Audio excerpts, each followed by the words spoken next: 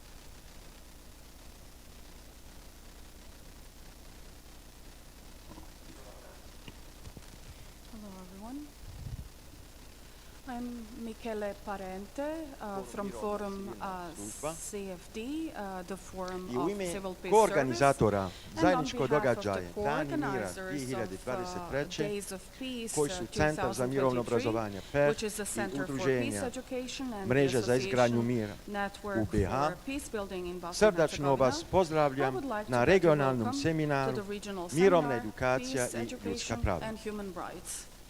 U okviru trodnevnog programa Within Dana the Mira three-day, po motom program, budućnost Days of jednako Peace, under the motto pozitivni Future mir, Positive Peace, imali smo do danas we've so far 2 had dana 2 ljetne days škole of mirovne summer pedagogije, school, jednu of konferenciju peace mlade aktiviste za mir iz lokalnih zajednica BiH i svečano dodijeljene mirovne nagrade Goran Bubalo. A upravo danas zaključavamo ciklus programa sa regionalnim seminarom Mirovna edukacija i ljudska prava. Jučer na konferenciju mladih aktivista mlađa generacija iz cijeli BiH je odlučno pokazala i dokazala kroz primjeraka mirovnog rada i angažmana u svojim zajednicama da naš moto budućnost jednako pozitivni mir nije za njih samo bila jedna poruka između ostalih, nego oni hoće i da mi je shvatimo kao jedan obećanja od njihove strane za nas. Oni su unisono i sinergično rekli, citiram, samo u stalnu i dosljednu borbu za humane, građanske i demokratske vrijednosti možemo omogućiti mir, pravdu, sigurnost i prosperitet za sve građane i građanke Bosne i Hercegovine. E sad, koliko je njihov plemenit obećanje puno izazova i prepreka, ali u isto vrijeme koliko ima i potencijala za promjene i pozitivnu konfliktnu transformaciju iz ugla samo diskriminacija i podjele, to ćete vi, dragi govornici, drage govornice i učesnice u sali i online nama fino razjasniti uz facilitaciju Nedima Krajišnik. Seminar je primarno na naš jezik, a ako i kada vam treba prevod iz bosanskom na engleskom i obrnuto, slobodno koristite slušalice pred vama na stolu. Zahvaljujem se i prevoditeljici Bjanka Pratelesi u drugoj sobi, kao i Lara i Lejla za praćanje naše učesnike ko nas prate uživo na YouTube kanal i online. Nedim, prepustim tebe sad da se kratko predstavljaš i da predstavljaš tvoji sagovornici i sagovornice i da nam nešto kažeš o formatu i sadržaj seminara i da krenemo sa razmjenom. Ugodan i zanimljiv seminar vam želim. Hvala. Hvala, Mikel. Posebno poštovanje svima koji su i u prostoriji, a koji nas prate online. Moje ime je Nedim Krajišnik. Evo, imam privilegiju danas da facilitiram šta god to značilo sa ovako divnim i pametnim ljudima. Čisto da budem tu, da pratim vrijeme, da pratim pitanja, da pokušamo uobličiti ovaj razgovor, da dođemo do zanimljivih spoznaja. Obnašam funkciju direktora Centra za obrazovne inicijative Step by Step, koji već 30 godina duboko vjeruje da je kvalitet obrazovanja u vezi sa mirom i poprilično mislimo da smo danas u pravu, da što je niži kvalitet obrazovanja, veći su preduslovi za perpetuiranje negativnog mira, što je negdje i tema ovog trodnevnog događaja. Još jedna od privilegija koju svi zajedno imamo u prostoriji jeste da o ovome razgovaramo u miru, što mislim da smo propustili u nekim drugim vremenima, uzimajući ga zdravo za gotovo. Moja posebna oblast interesovanja, gdje sam i doktorant, je mirovna teorija, teorija nasilja i mirovna pedagogija, jer svi ovi veliki koncepti, strašni koncepti, moraju nekako da se manifestuju u učionici, jer tu mir zaista i počinje. Danas smo zamislili ova 2 sata i nadam se da ćete biti sastavni dio našeg dijaloga. Dijalog je još jedna od krupnih riječi, krupnih pojmova kad govorimo o miru, kad naši danas uvodničari iznesu svoje stavove, svoje promišljanje, imat ćemo priliku naravno ne samo da postavimo pitanja, nego i da razgovaramo o tome. Nekako smo podijelili ovo u dva velika bloka. U prvom bloku imat ćete priliku da čujete uvaženog profesora Nenada Veličkovića i Vjllcu Krajšniqi koja je s nama putem Zooma. I taj prvi blok nekako bismo voljeli razgovarati o podjelama i diskriminacijama u obrazovnim sistemima Bosne i Hercegovine, možda o načinima kako ih prevazići, koje su potrebne intervencije i na kojim nivoima. Ono što ne bismo voljeli zaista da se desi je da ovo bude jedna saga konstatovanja očiglednog, što opet razumijem iz ove terapeutske perspektive, izgovaranje stvari iznova nekako olakšavamo, ali mislim da je bilo previše razgovora o tome šta je postojeća problematika u Bosni i Hercegovini, a manje o tome ili možda čak nevidljivo šta sve razni dobri ljudi rade po tom pitanju. U drugom bloku ćemo razgovarati o lokalnim zajednicama koje su neminovno neodvojive i od samih škola, interakcije, rad sa mladim ljudima kao neko ko može biti snažan generator kulture mira, jedan snažan pokretač pozitivnog mira u društvu, ali uz mnogo preduslova, pa ćemo i o tome da razgovaramo. Opet govorimo o mogućim intervencijama, možda iluzijama, možda snovima, ali u svakom slučaju ja mislim da nema ništa vrednije od dijaloga i smislenog razgovora. Da ja ne oduzimam previše vremena, još jednom vas podsjećam i ohrabrujem da uzmete ulogu u našem dijalogu. Svi materijali koji budu predstavljeni na ekranu iza, pokušat ćemo i vokalizirati. Imat ćemo jedan video koji ćemo se isto tako potruditi. Evo ja molim sagovornicu da vokaliziramo zbog onih koji ne mogu baš audiovizualni sadržaj da prate. Ok, ako smo spremni, ako nemate nikakvih primjedbi, ja bih volio da krenemo sa prvim... Samo na Zoomu da upala na audio video. Ok, nije problem. Evo, Vjllca, dobrodošli.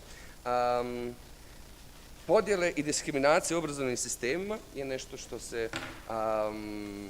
prof.dr. Nenad Veličković bavi godinama, ali mislim da to neće biti njegov jedini fokus. Za vas koji ne znate ko je uvaženi profesor Nenad Veličković, daću vam nekoliko važnih informacija.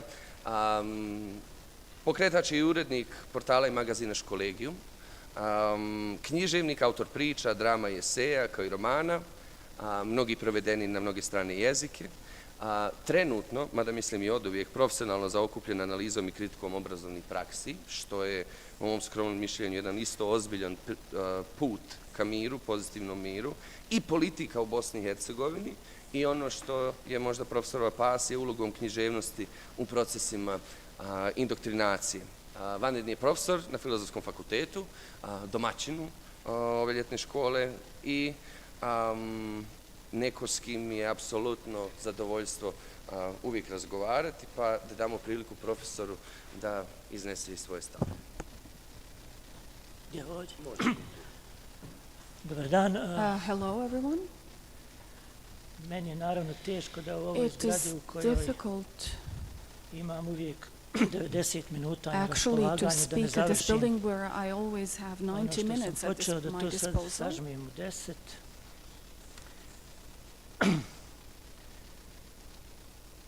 Meni je Nedim poslao zadatak i evo ja ću ponoviti da, dakle, tema je podjela diskriminacije u obrazovnom sistemu, kako ih prevazići, koje su potrebne intervencije i na kojim nivoima.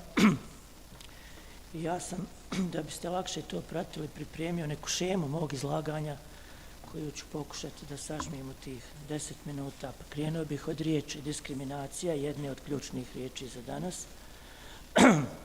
Mislim da je stranica diskriminacija ba koju oprema i vodi medija Centar u Sarajevu odlučna za razumijevanje tog problema i za stalno pokušavanje da se taj problem u našem društvu smanji. Kad ga povežemo sa obrazovanjem, meni se čini da on nije baš uvijek i sasvim dovoljan ili operativan, da postane malo klizav zbog mogućnosti da govorimo o nečemu, o toj čudnoj sintagmi pozitivna diskriminacija. Ovako kako se ona definiše, dakle, postupak razlikovanja nejednakog tretmana osoba zbog toga što je ona drugačija od drugih. Mi u obrazovanju vrlo često tretiramo pojedince zbog toga što su drugačiji na način da im pomognemo da te razlike prevaziđu. Zbog toga sam ja bio slobodan da u ovu priču uključim jedan pojam koji mi se u obrazovanju i u odnosu odraslih prema djeci čini važnim, a to je zapostavljanje. I to je ono što se uvijek u vezi sa diskriminacijom događa. Druga ključna riječ je ovdje podjele, i tu sam se našalio sa igrom slova. Dakle, ja mislim da, iako ih ima više, da ih za okvir od 10 minuta možemo svesti na dvije vrste, to su etničke i ekonomske. Ovo na kvadratu ovdje znači da se one između sebe množe i da ekonomske uvećavaju etničke i da etničke uvećavaju ekonomske i da je u bilo kojem ozbiljnom pokušaju da se razumiju problemi obrazovanja danas, pa i problemi podjela i diskriminacija, da nam izmiču bitne stvari ako se bavimo samo etničkim ili nacionalnim, a gubimo iz vida ekonomsko i obrnuto. To je pogotovo karakteristično ako govorimo o etničkim, ekonomskim za Bosnu i Hercegovinu. Ja vam, onima koji to nisu imali u rukama ili koji nisu imali tu priliku da tu knjigu prelistaju, da pogledaju knjigu Obrazovanje u Bosni i Hercegovini, čemu ne učimo djecu, koja je pokazala nedvosmisleno i meni se čini i neopozivo da u Bosni i Hercegovini, koja je jedna država i za koju nema ni razloga da nema jedan obrazovni sistem, istovremeno postoje tri takozvana, ja ih tako zovem, obrazovna sektora. Ovo sektor me podsjeća na Berlin i na Beč, dakle na neku izvanjsku podjelu jednog prostora u kojem neke tri djelimično i nevidljive sile ili tri djelimično nevidljiva interesa donose ključne odluke o obrazovanju. Iz činjenice, dakle, da imamo ta tri sektora u Bosni i Hercegovini, to je jako zanimljivo i mene čudi da se više stručnjaka ili naučnika ili specijalista iz oblasti kulture, književnosti, jezika, pa čak i na neki način pedagogije, metodike, ne bave više Bosnom i Hercegovinom, jer je ona na jedan način egzotična zemlja, egzotična država gotovo na cijeloj planeti, zato što mi unutar te države imamo jedan jezik kojeg ova tri nacionalizma svaki proglašava svojim, daje mu ime, a onda pod izgovorom da su to tri različita jezika pozivaju se na pravo svakog djeteta i na pravo svakog građanina da u setu ljudskih, zagarantovanih ljudskih prava ima i pravo na obrazovanje na vlastitom jeziku. Iako je jezik isti, ako se mi svi razumijemo, iza tog zahtjeva za različitim jezicima u stvari stoji zahtjev za različitim sadržajima. I onda se kroz te različite sadržaje apliciraju podjele koje su onda neminovno povezane u šifri na kvadrat i sa ekonomskim provalijama koje sve više i više se pojavljuju u našem društvu i što je najzanimljivije, pojavljuju se među djecom gdje ih ne bi trebalo biti. Kao odgovor na pitanje kako možemo prevazići te podjele, evo opisane vrlo kratko preko ovog koncepta sektora, obrazovnih sektora u Bosni i Hercegovini, ja imam prijedlog koji naravno nije konačan, da se fokusiramo na dvije stvari, da prepoznamo instrumente kojima se te podjele u obrazovanju, a prije svega mislim na javno školstvo, ali ne samo na javno školstvo, dakle kako se te podjele cementiraju ili kako se te podjele apliciraju na naše društvo, kako se održavaju i kako se obnavljaju, i upravo zbog toga mislim da je Bosna i Hercegovina dobro mjesto da se o tome govori, zato što se tu možda bolje nego u drugim sredinama vidi koja je funkcija jezika u obrazovanju i kako se preko jezika vezanog za koncept kulture i tradicije za ono što se zove, recimo, nacionalna grupa predmeta kod nas, sa čime se bavila ova knjiga Obrazovanje u BiH, čemu ne učimo djecu, povezuje i onda kako nas to dovodi do jednog termina koji je svima vama poznat, ali ćete se, ako se tome malo više posvetite, zapravo jako začuditi, pretpostavljam iznenaditi, termina koji je gotovo apsolutno zapostavljen u našoj teoriji i obrazovanja, i u književnoj teoriji, i u nekim drugim oblastima, dakle, koncepta indoktrinacije. Iako svi mislimo da znamo šta je to, zapravo nismo, barem nemamo ni literaturu, a nemamo ni ljude koji se time ozbiljno bave, od kojih bismo mogli naučiti kako da je prepoznamo i kako da isključimo, jer zapravo indoktrinacija je instrument koji služi podjelama i diskriminaciji. Što se tiče ekonomske strane ovog problema, dakle, ove moje formule E na kvadrat, ona je na neki način vezana za ono zapostavljanje o kojem sam govorio i tu možemo vidjeti da u našem, a to je recimo pokazalo istraživanje, PISA istraživanje, nažalost jedino koje smo imali 2019. To istraživanje je pokazalo da u Bosni i Hercegovini postoji vrlo jaka veza između imovnog stanja i uslova iz kojih djeca u školu dolaze i njihovih rezultata u školi. I ono što je u svemu tome zanimljivo jeste da mi smo u toj analizi vrlo često komentarisali siromaštvo djece i vezu između siromašne djece i loših rezultata, ali smo manje govorili o privilegijama, o djeci koja dolaze iz privilegovanih sredina i o uspjesima te djece zahvaljujući privilegijama, a ne obrazovnom sistemu. Tako da kad se dovedu u vezu za postavljanje s jedne strane i privilegiranje sa druge, kad uzmemo u obzir ovo o čemu sam do sad govorio, a to je indoktrinacija kao način da se to provede i obrazloži i objasni, na pitanje gdje su uzroci ili čemu bi se mi, pogotovo u akademskoj zajednici, mogli posvetiti malo više, dolazim do, po meni, ključnog razloga za ovako stanje u obrazovanju, ali sad više ne samo u Bosni i Hercegovini, nego uglavnom u cijelom svijetu.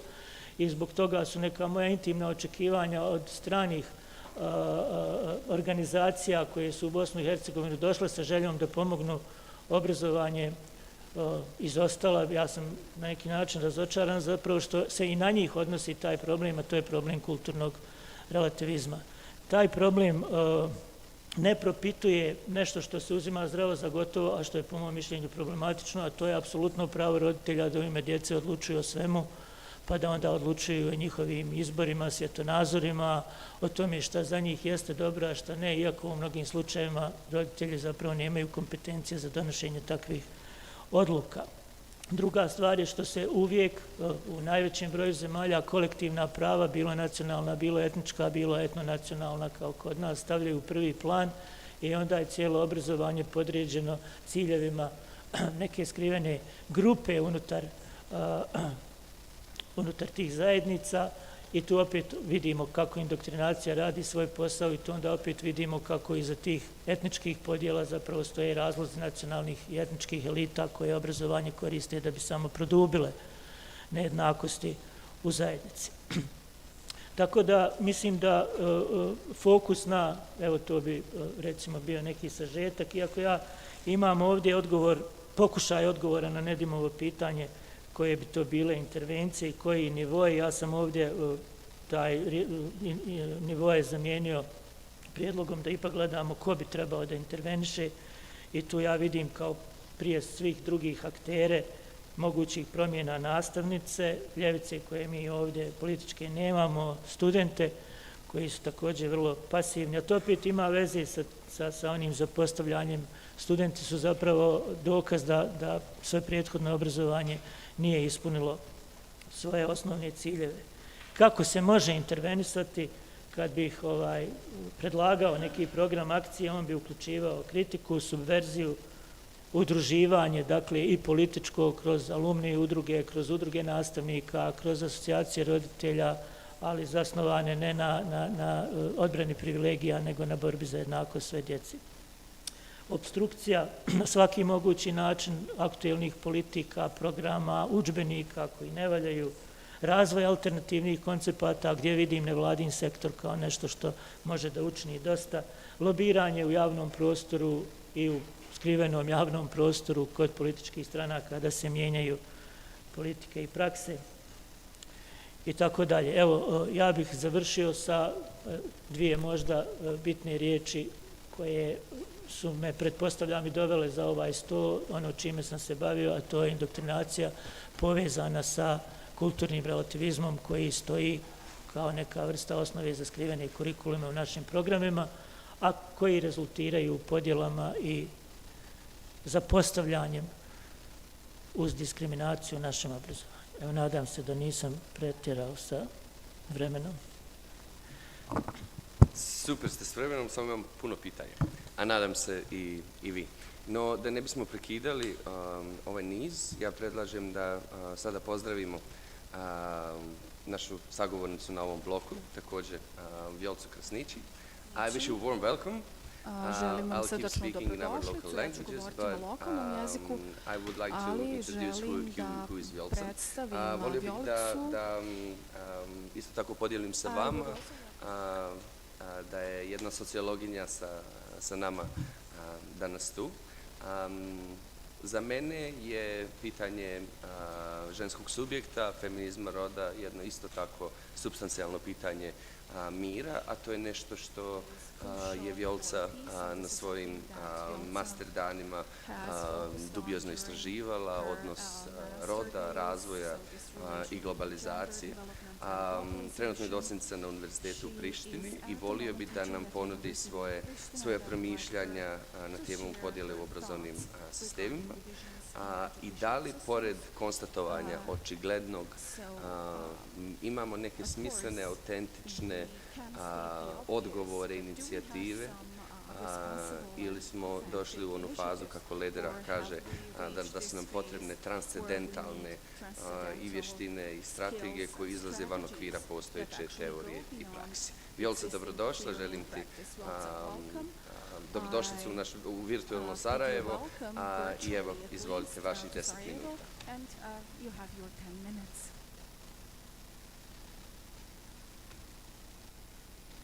Jel možemo da čujemo Vjllcu? We do not hear Vjllca. Jeste.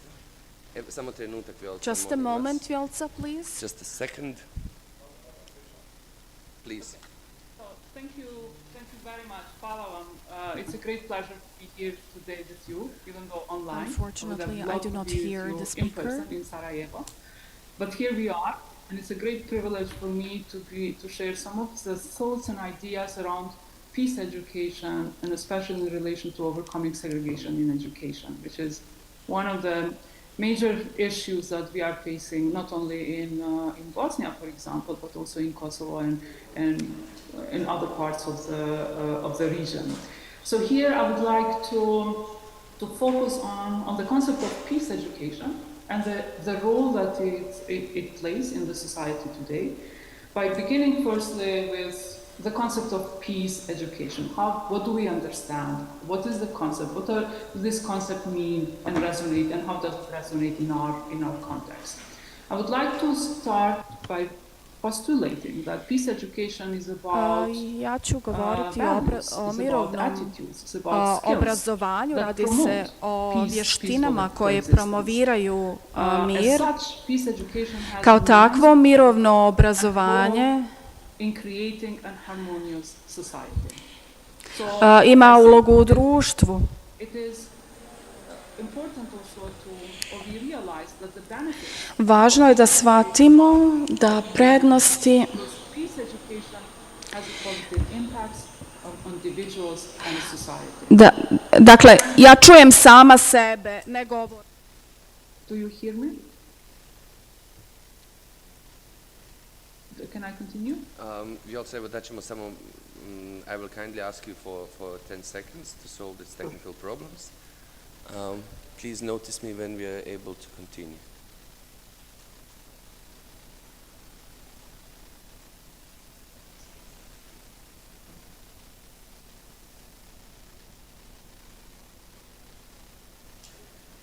I'm sorry, Vjllca, please continue. No problem, absolutely.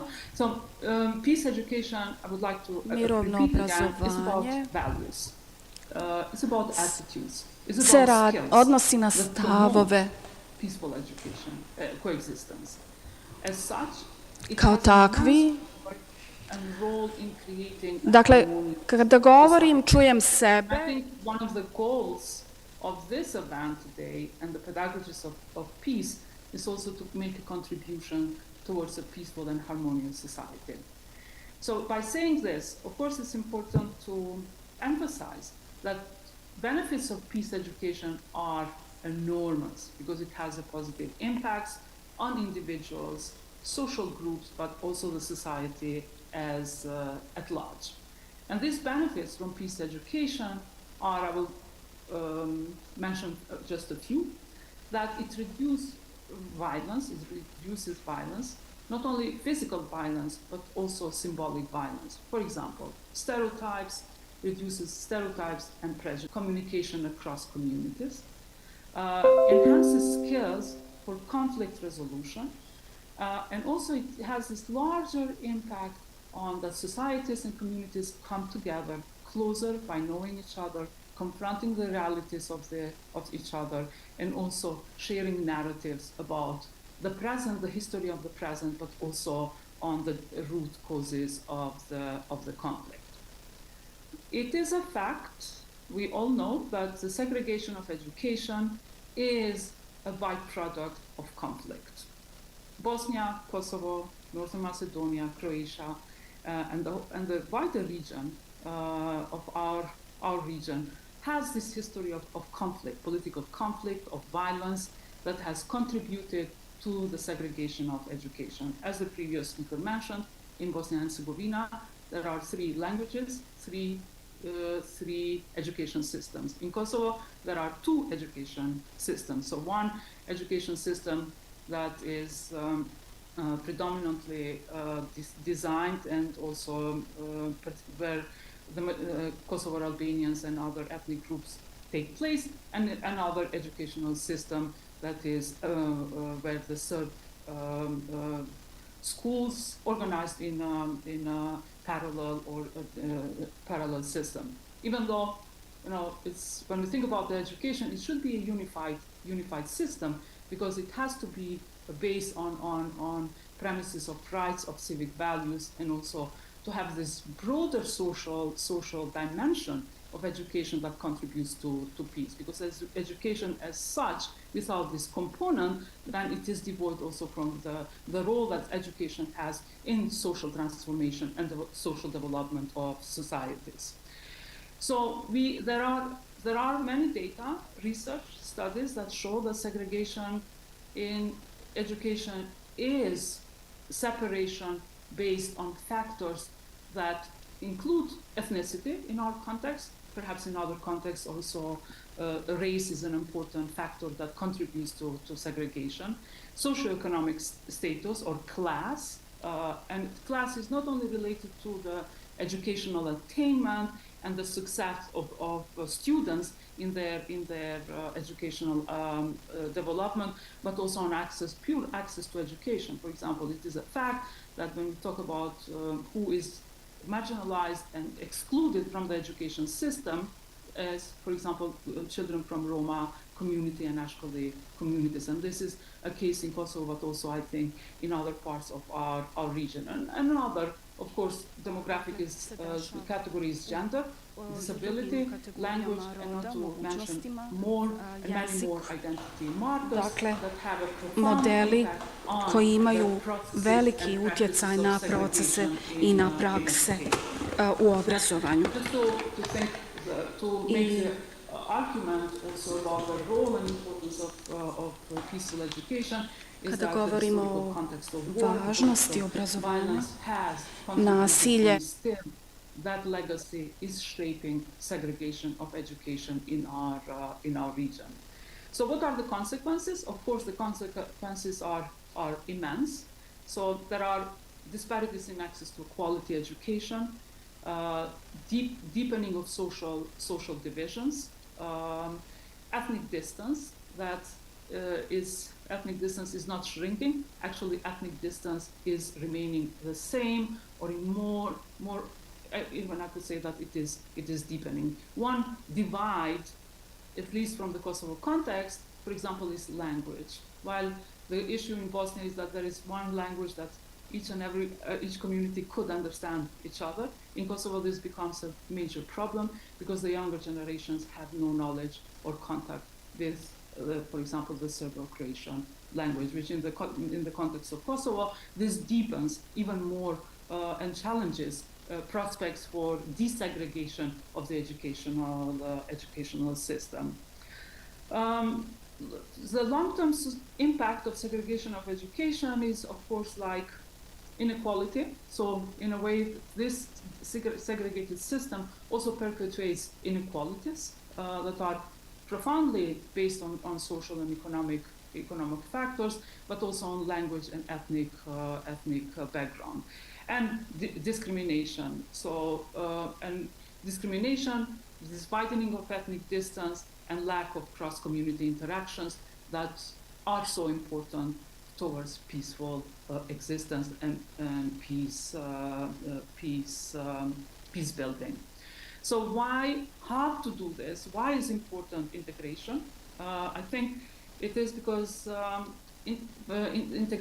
integrated system would benefit students from all walks of life. So regardless of ethnicity, ethnic background, or any other identity marker, that integration is a precondition for peaceful society, prosperity, and democratic futures that are based on human rights and social justice. I think these are also the core values and fundamentals that should inform any strategies or approaches of peace education.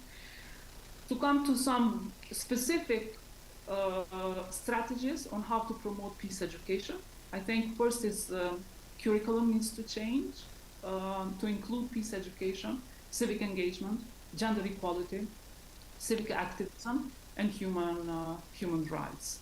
I think also in the Bosnian context, but also in the Kosovo context, so the education policy claims to prepare students towards liberal values and civic values, and civic, for example, civic education is one of the components and the competencies of the curriculum. But something in practice is not happening. So it has to change. It has to translate this policy into practice. So that's why it's needed that curriculum is embedded in civic values, on human rights and diversity, to bring also forward in earnest social cohesion and integration. And more importantly is that such curriculum to also enable a public sphere for creation of shared narratives of the past and imagining of the future on human rights, equality, and civic values. What is important is that training of programs for teachers is a must, but also this training should combine both formal and informal spaces of education on pedagogies of peace. I would like to mention here that also we need to, in order to move towards an integrated educational system, I think the Sustainable Development Goals, and especially the goal number 16, it's an important guideline because this goal aims at promoting justice, peaceful and inclusive societies. And I think education as a whole, as a system, has an immense role to play in the promotion of justice, peaceful and inclusion in societies.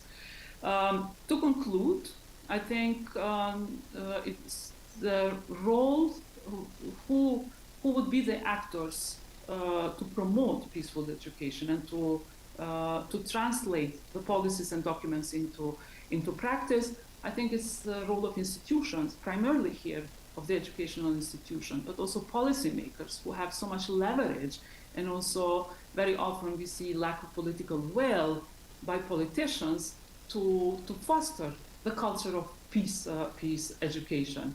Of course, leaders, and here when I think of leaders, I do not think only in terms of institutions, but also leaders within the education system, leaders in community leaders, and also young people who are also tired of being, just tired of narratives that only divide people, but they also leaders among young people who search for alternative pedagogies, who search for alternative processes that would lead to prosperity, peace, and also to narratives that connect people and not that divide people. I know that perhaps these are some proposals that I would like to put forward here in this forum, and I think that there are many, many more concrete steps towards this, and I would be very happy to get any questions and reactions from the audience, all of you in Sarajevo and all of you online, so to foster this dialogue on how to move forward for an education system that benefits all on equal terms and that leaves no one behind. So thank you very much for your attention. Hvala vama. I ako ne bude pitanja, imam sigurno ja pitanja za vas. I možda da još ne možemo proći bez teških pitanja. I vi, profesor Nenad, evo sad da kogod se osjeća ugodno da polako, dok smo još u ovom bloku. Michael Apple kaže da škola nije ništa drugo no manifestacija samog društva. To je jedno. I nekako imam osjećaj da se oboje oslanjate na ideju da nastavnik može biti generator neke drugačije kulture, u ovom slučaju kulture mira. I sad da, evo, pokušam isprovocirati malo diskusiju. Mislim da i za koncepte peace education, odnosno mirovnog obrazovanja, ja pritom odbijam nekakvu ideju da obrazovanje ima bilo kakav prefiks, ono je samo po sebi mirovno, ono je samo po sebi inkluzivno i tako dalje. Mora biti stvar društvene odluke da takvo obrazovanje želimo. A onda ste i vi, profesor Nenad, govorili, vi pogotovo, o stavovima koji stoje iza i pritom nastavnici nisu čisti niti od ideologije, niti od kulture kojoj obitavaju. Evo, jedno sad da probam to formulisati kao pitanje, da li škola može biti generator kulture mira ako već dovoljno dugo živi u ovakvoj realnosti jednog tvrdog, jednog strahobalnog koncepta kulture nasilja. Evo, možda, ne znam, kako god se vi osjećate. Može profesor prvo, pa mogu ja onda. Pa dobro, ti si nekoliko stvari u svom pitanju rekao, da li mi mislimo da nastavnici mogu, to je jedno pitanje, ali tako.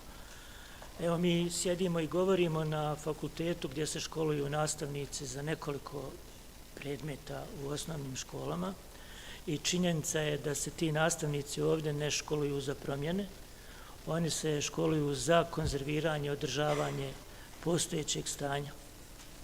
Da bismo mi imali nastavnike u dovoljnom broju, da tako kažem, onda bismo morali da ih kroz proces njihovog obrazovanja potaknemo, ohrabrimo. Mi to ne činimo tako da zapravo nastavnici koji rade protiv podjela i protiv diskriminacije rade to zato što to osjećaju privatno tako, zato što su sami na sebi radili, zato što su dobili neku podršku u sredini u kojoj rade, ali akademska zajednica u Sarajevu apsolutno na onim odsjecima gdje je, i ne samo na ovom fakultetu, gdje su u pitanju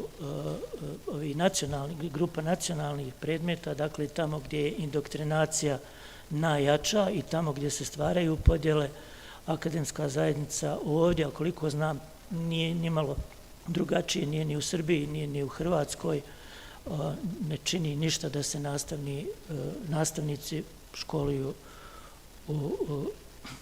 u smjeru promjena ili u smjeru suprotstavljanja problemima o kojima danas govorimo. Sad mogu ja kasnije još nešto, ali da čujemo novosti sa Kosova.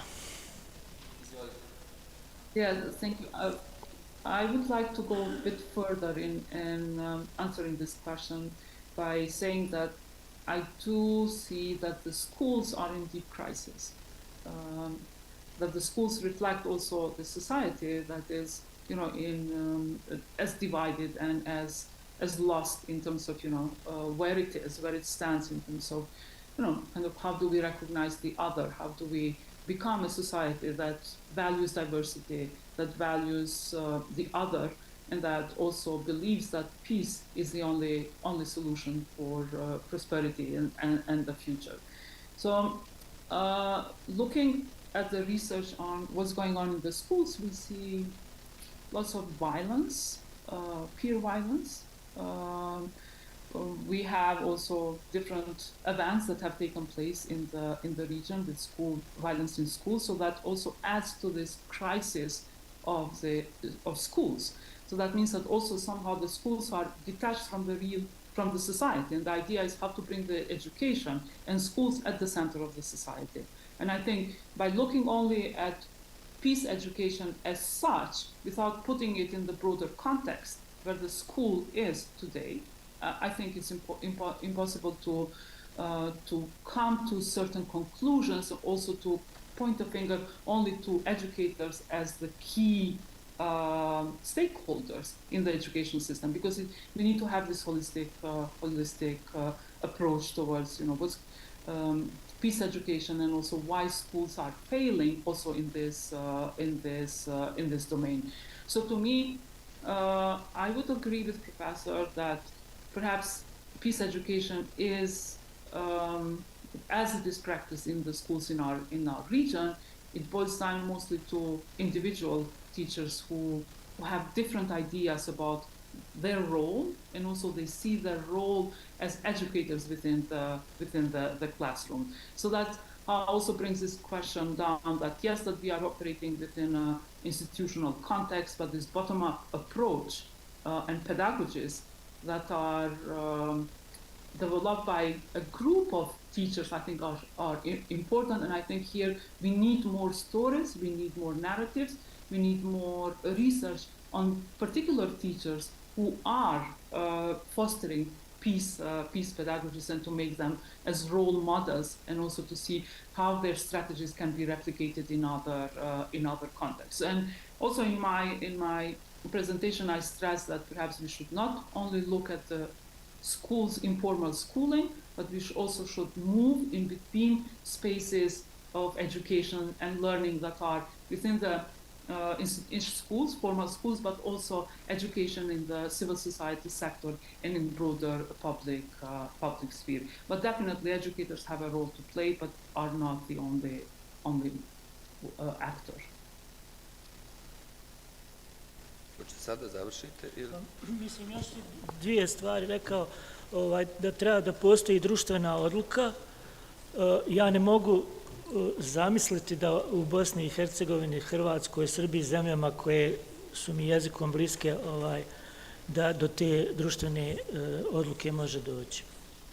Dakle, ako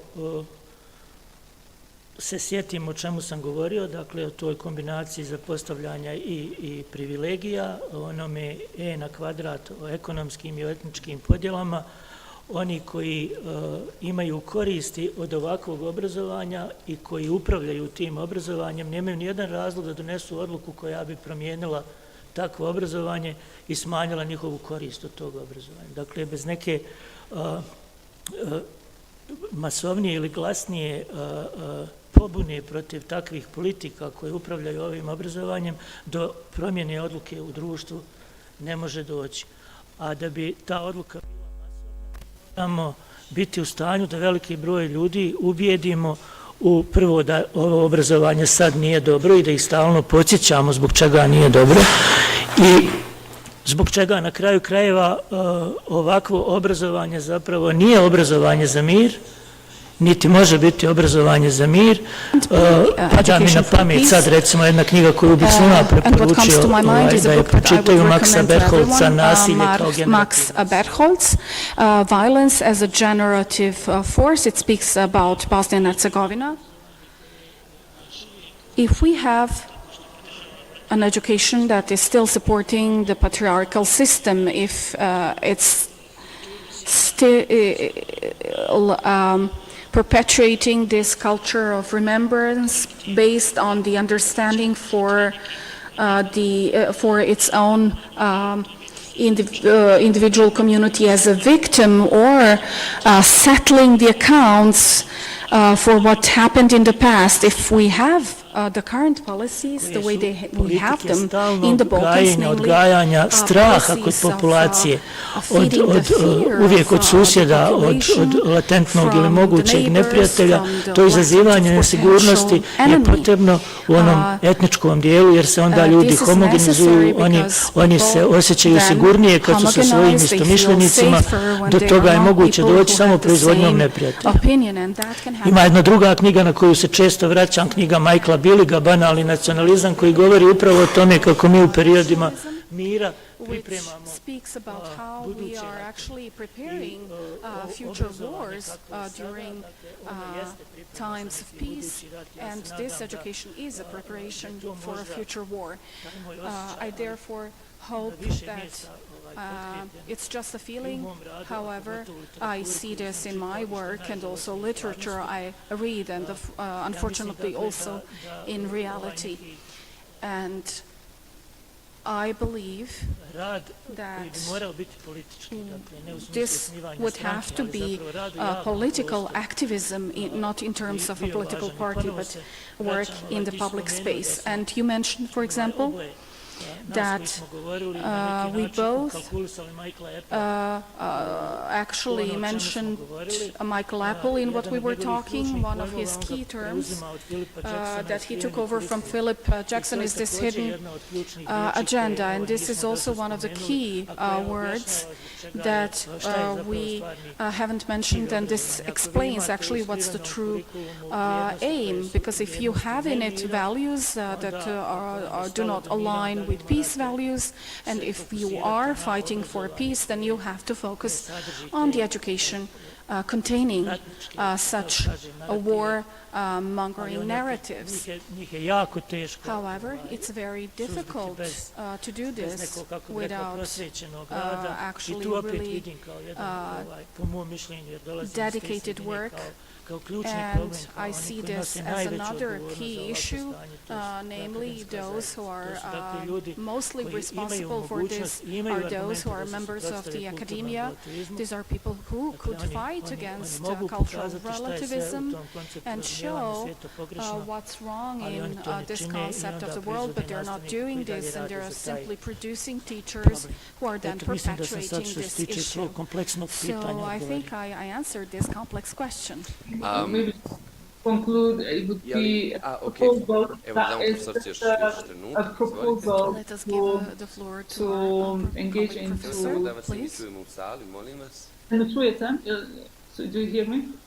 I think it would. We are at the momentum where we need some deep analysis. Yeah. Okay, so we need some deep analysis of where does peace education stand in the curriculums.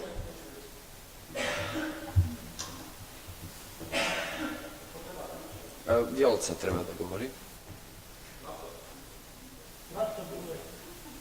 Yeah, okay. So I would like just to propose as a next step to do the analysis of the curriculum and see where does peace education, what place does it occupy in the curriculum and education policy in the region, and then to establish a forum, a regional forum that will discuss, and perhaps as a way to bring together policymakers and academic community and also the school principals to discuss and to make strategies that could lead to some action towards peace education in practice in our region. Hvala, thank you very much. Dragi dobri ljudi, Neko od vas za ovaj prvi blok ima li nešto? Do you maybe have any comments for this first part? U svakom slučaju, nećemo vas zaboraviti. Mislim da ćemo imati zajedničkih tačaka i sa ovim drugim blokom. Za sad bi se zahvalio profesorci Vjllci, ovo nije kraj, molim vas da se uključite i u drugi dio rasprave, kao i poziv vama, profesor, da se uključite u ovaj drugi blok. I poziv budućim govornicama i govornicama da reflektuju možda i na ovaj prvi dio, jer nekako ne vidim odvojeno zajednice od škole, i obratno. U ovom drugom bloku akcent je na lokalnim zajednicama u radu i interakciji sa mladima i kako ih eventualno možemo prevazići. Isto pitanje koje su možda potrebne intervencije na kojim nivoima, ali sa dvoje divnih ljudi. Sa mnom u društvu danas, evo da kako idemo s desna na desno, je i uvaženi Predrag Raosaljević. Da vam nešto kažem kratko o Predragu. Ima pravnu pozadinu. Diplomirao pravo u Banja Luci, magistrirao pravne nauke Kolumbije univerzitetu u Njujorku u Sjedinjenim Američkim Državama i doktorirao međunarodno javno pravo na pravnom fakultetu Univerziteta u Beogradu. Od 2007. do danas radi kao predavač, ali u poziciji šefa odjela za eliminaciju svih oblika diskriminacije u instituciji ombudsmana za ljudska prava Bosne i Hercegovine. Dobrodošli. I sa nam u društvu je isto tako moja kolegica iz vrlo važnog nevladnog sektora, Vesna Galić, projektna menadžerica u Nanesen Dijalog Centru u Mostaru. Pridružila im se 2001. kao studenta engleskog i hrvatskog jezika. Cilj njenog rada i organizacije za koju radi je promocija dijaloga između različitih etničkih, religijskih, političkih, interesnih i inih grupa s ciljem prevencije mirnog rješavanja konflikta. Da li je nešto drugačije u svijetu mladih i lokalne zajednice ili govorimo o nepoznatim oblicima diskriminacije? Ne znam kako god da se osjećate. Samo molim vas da mikrofon uključite. Hvala Nedime na ovom divnom uvodu, u tom smislu ću i nastaviti. Dakle, prije svega hvala organizatoru što mi je dao priliku da učestvujem u ovoj veoma važnoj aktivnosti promocije Mira i mirovnih studija.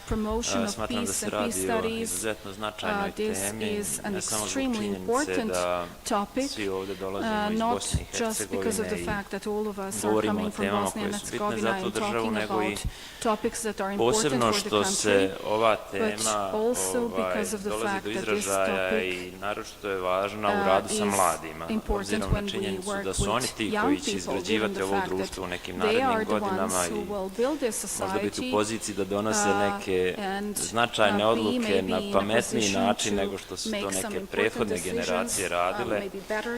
Stoga svaka ovakva tema i svaki razgovor i promocija vezana za ovo i tekako dobrodošla u bilo kojoj sredini u Bosni i Hercegovini. Kao što je Nedim spomenuo, boravio sam jedno kratko vrijeme u Sjedinjenim Državama, studirao sam tamo i imao sam priliku i da obavljam praksu u Savjetu bezbjednosti Ujedinjenih nacija. I mogu vam reći da sam primijetio da postoje države koje su jednostavno na dnevnom redu gotovo konstantno, kao neki redovni ili dežurni izvor problema ili konflikta i nažalost ova država u jednom značajnom periodu bila jedan od tih izvora, čak i kad ova vrlo bitna tijela međunarodne zajednice nemaju stvarnu krizu ili nemaju čime da se bave, uvijek se mogu vratiti Bosni, Kipru, Kosovu i tako. To je pomalo žalosno obzirom da postoji potencijal da se te stvari pokrenu potpuno drugačijem pravcu. Nadovezat se također na veoma značajan aspekt o kojem je govorio profesor Veličković, a to je da etničke podjele ne izazivaju samo diskriminaciju po osnovu etničke ili nacionalne pripadnosti, po osnovu vjeroispovijesti, možda jezika i rase čak, nego i veoma važan i možda najvažniji oblik, a to su ekonomske podjele. Utiču i također na ekonomski prosperitet. Vi znate da bilo ko od vas koji je u kontaktu sa nekim ljudima iz inostranstva ili investitorima, njima je bitno samo da znaju hoće li ovo područje na koje ulažu novac biti stabilno u narednih 10 ili 20 godina. Njih ne interesuju političke razmirice, ko je u pravu, ko ima koliko glasova, koja partija ima bolji program. Dakle, taj jedan element treba imati uvijek u vidu kada razmatramo ova pitanja, jer sve ove različitosti koje imamo na ovom prostoru i sva ova istorija koju svaki grupa je prošla i doživljava kao vrijednom i bitnom sjećanja, može biti generator nekog ekonomskog prosperiteta i boljeg standarda, ne podjela, blokada puteva, ograničavanja slobode kretanja i samim tim i ekonomske nestabilnosti. Tako da, eto, imao sam potrebu da te dvije stvari naglasim, a sad ću se konkretno osvrnuti na ovo što su nas organizatori zamolili da pokušamo da odgovorimo kako prevazići diskriminaciju u obrazovnom sistemu i u radu sa mladima u lokalnim zajednicama. Prije svega, moj odgovor je borbom protiv predrasuda i putem informisanja, što potpunijeg informisanja. Smatram da u našem društvu postoje neke predrasude u koje većina ljudi vjeruje ili je sklona da vjeruje, a to je recimo da razdvajanje, da teže prihvatanje nekih drugih grupa i različitosti, da na neki način će ugroziti naš identitet sopstveni, da će umanjiti vrijednost nečega što držimo da nam je drago, nekog sjećanja, nekog njegovanja sopstvene tradicije. To je jedna zabluda. Dakle, kada bi imali potpuno nekakva miješana odjeljenja ili sadržaje koji su zajednički svima, to na ni na koji način ne isključuje naše pravo i mogućnost da njegujemo sopstvene vrijednosti, da u nekom privatnom okruženju ili poluprivatnom, u nekim manjim grupama, mimo institucija, posvećujemo dužnu pažnju onome što smatramo da je nama bitno. Drugi način promovisanja većeg stepena tolerancije i različitosti je učešće u svim oblicima razmjena. Recimo na nivou Evrope i u oblasti visokog obrazovanja iz koje dolazim i o kojoj mi je lakše možda malo govoriti, postoje različiti programi koji su dosta efikasni na tom planu, kao što je recimo Erasmus program razmjene. Nisam siguran da li nešto slično postoji na nivou osnovnih škola. Mislim da imaju neki programi na nivou srednjih škola, gdje naši učenici ili studenti kada odu u neku stranu sredinu, kada uvijek koju tamo imaju sve vidove različitosti, u jednoj učionici različite rase, različite jezike, pa se nastavni programi i planovi prilagođavaju svemu tome. Možete zamisliti onda koliko su im ove naše možda podjele smiješne, manje značajne, bitne, gdje vi, kao ne moram to ponavljati, ali svi se razumijemo, govorimo isti jezik, evo i danas ovdje, bez obzira iz kojeg dijela države dolazimo, svi govorimo istim jezikom i potpuno se razumijemo. To je jedan od načina, taj otvaranje, znači uspostavljanje kontakta sa drugim grupama i učestvovanje u tim programima, što također se odnosi i na nastavnike. Siguran sam da postoje takvi programi i za one koji rade u obrazovnom procesu, a ne samo za učenike i studente.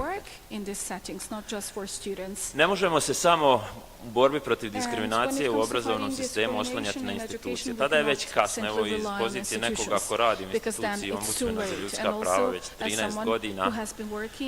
Mogu da vam kažem, kada dođe do nekog pravnog postupka ili sudskog procesa, tada je već kasno prilično za neko dijete, žrtvu, za grupu nekako koja je diskriminisana, za porodice, roditelje. Evo, imali smo nedavno primjere, čini mi se, u Zvorniku, dijete sa posebnim potrebama kojem je bilo zabranjeno nastavak školovanja. I sličan primjer je bio neki u Mostaru i tako. Došlo je u konačnici do pozitivne sudske odluke, ali šta, nakon 2 ili 3 godine. Te 2 ili 3 godine dijete nije išlo u školu. To je nemoguće nadoknaditi. Čak i da školi bude naloženo da nadoknadi štetu, da vrati stvari u pređašnje stanje. Ono što je propušteno veoma, veoma teško se vraća. Tako da šta je poenta ovoga što govorim? Bitan je taj rad na prevenciji, da do toga uopšte ne dođe. I u borbi protiv diskriminacije u školama šta mi konkretno preporučujemo? Uključivanje svih, ne možemo staviti samo odgovornost i akcenat na djecu i ponašanje djece, pa čak ni samo na nastavnike. Dakle, treba uključiti upravu škole, a tu je, podrazumijeva se direktor sa svojim upravnim aparatom, školski odbor gdje sjede predstavnici i roditelja i nastavnika i lokalne zajednice, organe vlasti, ministarstva i samim tim cijeli jedan širi krug ljudi da bi ishodovali neke pozitivne promjene u borbi protiv diskriminacije. Treba da naglasim da, evo recimo konkretno u borbi protiv govora mržnje i nekih incidenata netolerancije, mi šta konkretno preporučujemo kada dobijemo takvu žalbu i kada se pokaže da je u školi desilo se nešto tako, a dešava se, preporučujemo školama da usvoje jasne smjernice i da opredijele svoju politiku da bi bila što jasnija u borbi protiv diskriminacije i recimo govora mržnje konkretno, da takve smjernice ili pravilnici ili uputstva budu jasno vidljivi, dostupni svima, bilo na sajtu škole, bilo na nekoj oglasnoj tabli. Negdje čak dobra praksa iz nekih drugih sistema, da to bude dio nekog udžbenika u okviru nekog predmeta ili tako, makar u nekim početnim razredima i slično.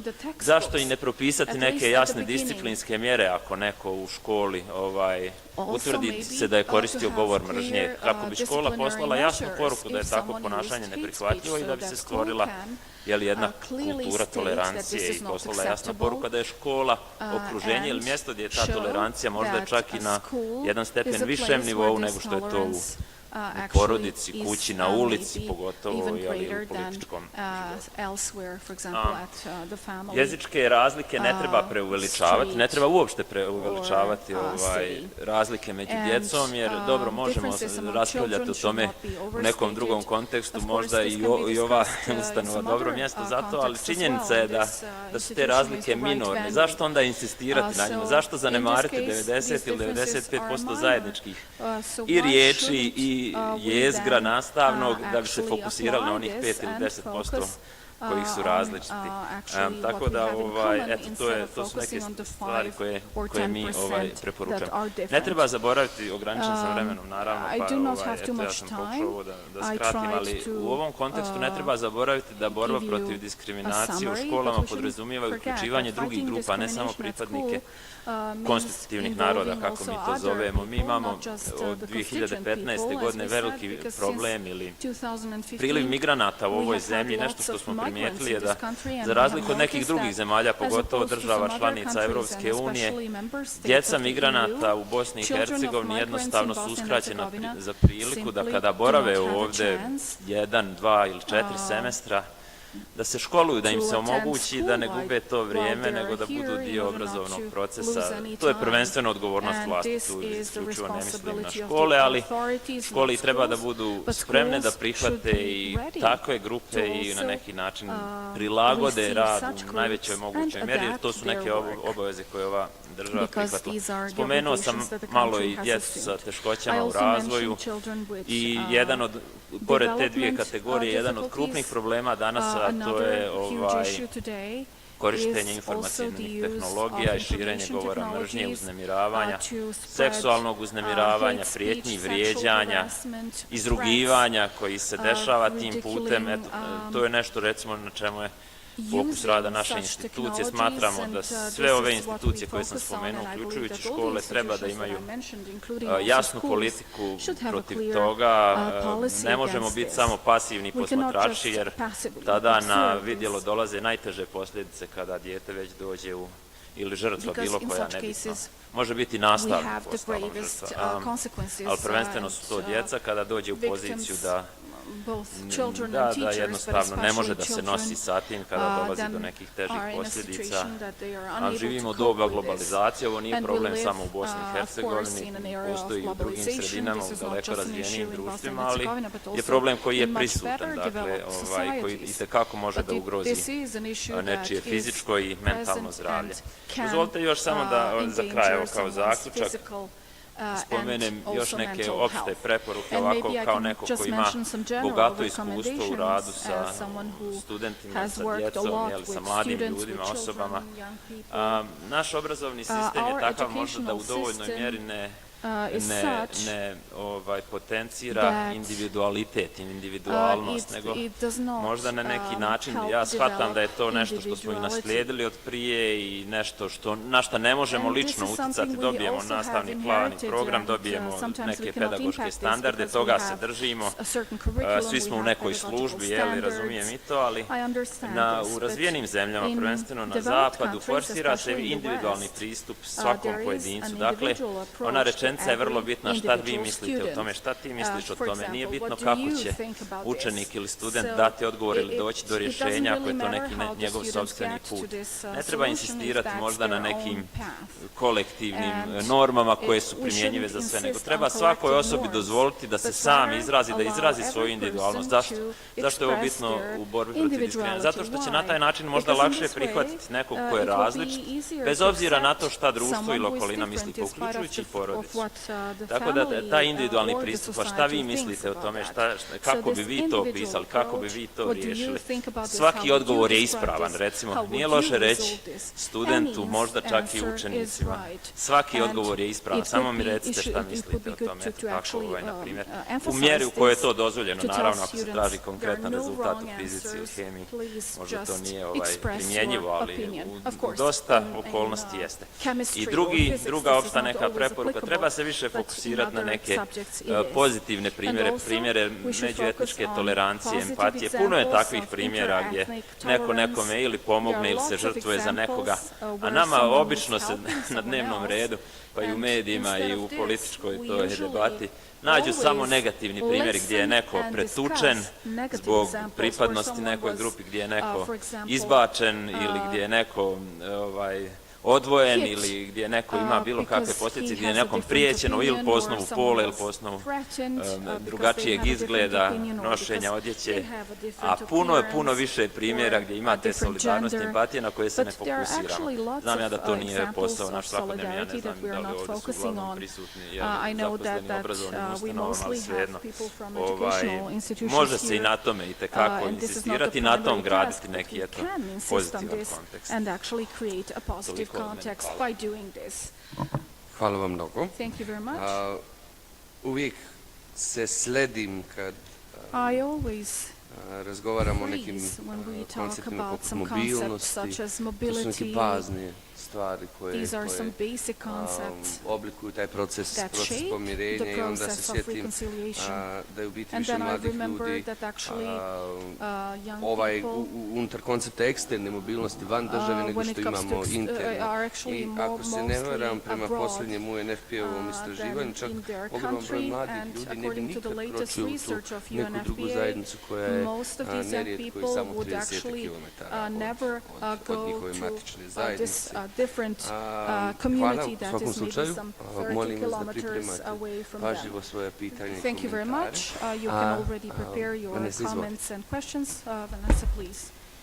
Ovako, ja ću dodati još jedan dio I'll just add something else to this Kada smo CV. krenuli sa osnivanjem Nanesen Dijalog Centra, to je bila 2001. godina, Nansen Dialog Center in 5 mladih mirovnih aktivista peace activists focused on ensuring a neutral space for people from different ethnic communities.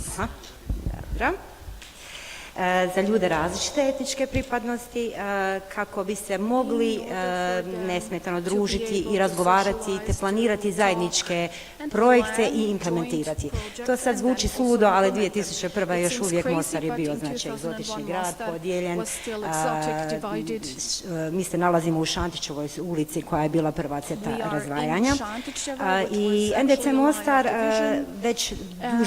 već više od 20 i nešto godina aktivno promovira i njeguje interkulturalni dijalog kroz rad u lokalnim zajednicama i obrazovnom sektoru. Izradili smo brojna partnerstva sa lokalnim zajednicama i sa školama i modele suradnje koje smo na neki način nastojali kompenzirati sve ono što obrazovni sustav ne pruža u datom trenutku. I sve nus produkte tog nedostatka obrazovnog sustava, kao što su održavanje etničke distance, netolerancija, do razvijanja kulture podjela, političke radikalizacije, znači sve što predstavlja značajne elemente opće sociopolitičke nesigurnosti u Bosni i Hercegovini. Ono što je, kad se kaže segregacija, uglavnom nas to asocira na dvije škole pod jednim krovom u kojima mi radimo naše programe.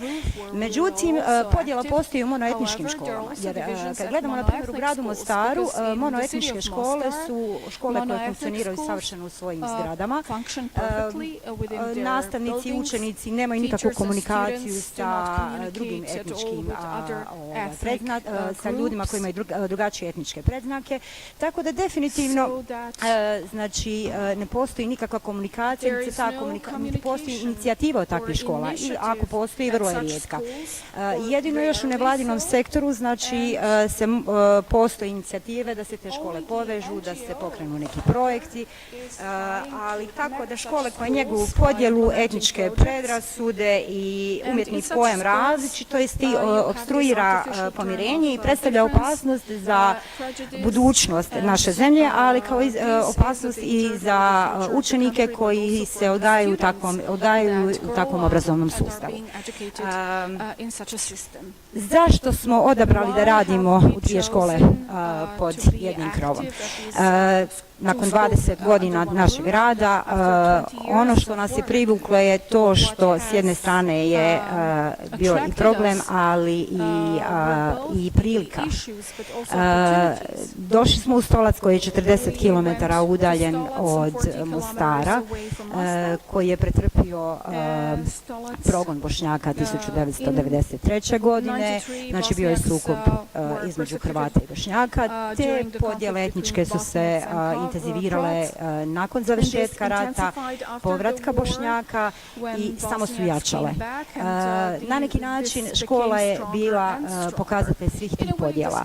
Mi smo organizirali neke treninge za nastavnike sa područja Hercegovine, gdje su bili prisutni i nastavnici srednje škole Stolac, i iznenadili smo se kad smo čuli priče nastavnika koji rade u istoj školi, u istoj zgradi, koji prolaze jedni pored drugih. To je bilo neki 15 godina, nije to baš tako davno bilo, da se nisu pozdravljali jer se nisu uopće ni poznavali.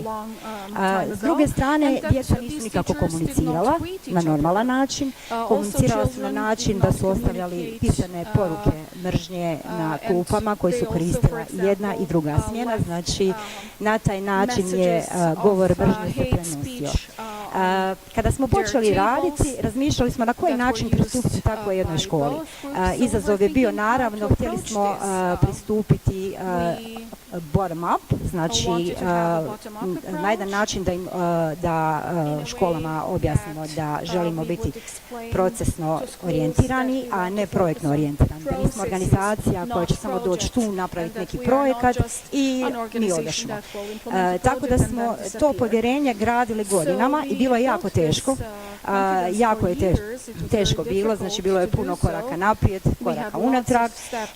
Međutim, ono što smo postigli kroz naše treninge i aktivnosti je da smo potekli određene nastavnike da izađu iz svojih ljuštura, da konačno shvate da žele promijeniti okruženje u kojem rade i da žele poboljšati školu ne samo za njih, nego i za djecu koja svaki dan dolaze u tu školu. Na neki način mnogo truda je uloženo i transformacija je očita, jer 8 godina nakon toga, na prijedlog nastavnika koji su rekli da bi željeli da uvedemo mirovno obrazovanje, jer u redovnoj nastavi znači vrlo malo postoji takvih sadržaja, osmislili smo alternativni Nansen model za integrirano obrazovanje. Ono što smo željeli postići tim modelom je da postoji to jedna prilika, given the fact that this is an opportunity for two schools under one roof, was to actually have children attending the same class. So children would spend an hour together every week and learn about topics of peace education, whether these are stereotypes, discrimination, wishes and needs we have. In any case, these were teachers from both the first and second shift, and what turned out to be good was the transformation of the school. So a school that was always mentioned as problematic in the media has become an example, a role model, and these students and teachers initiate these projects themselves. Students also propose initiatives such as a joint classroom, and when we started with these projects,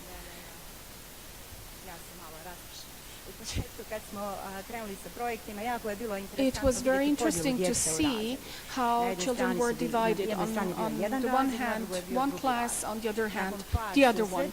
And after several meetings, we had boys together, and then on the other side, girls together. And then these divisions were based on some other interests.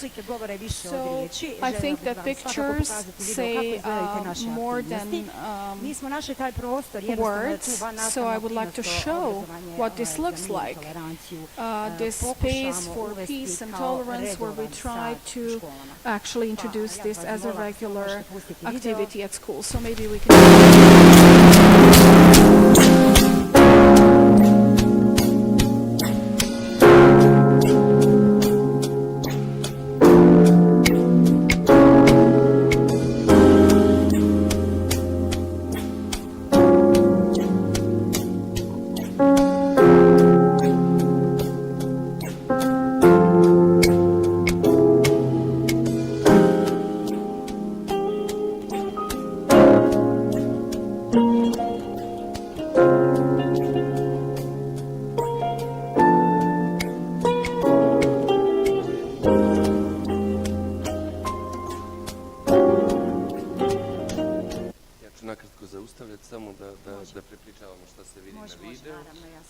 Dakle, ovo je serija fotografija djece iz srednje škole Stolac.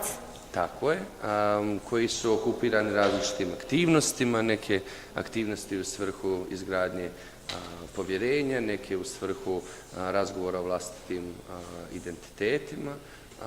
Dakle, serijal fotografija mladih ljudi kako sarađuju zajedno, pa ću stati, pa ću u opet jednom trenutku prepričati.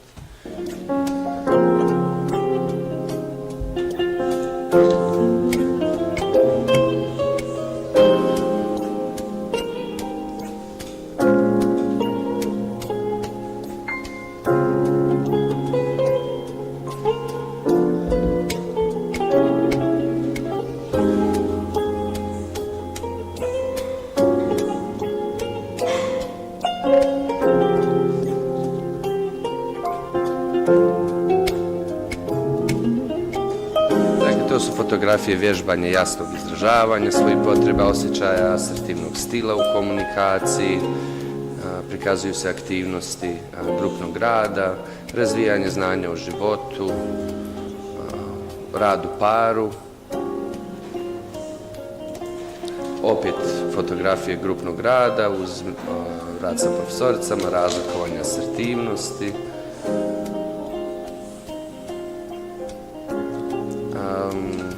Mladi ljudi zajedno gledaju različite videone sadržaje.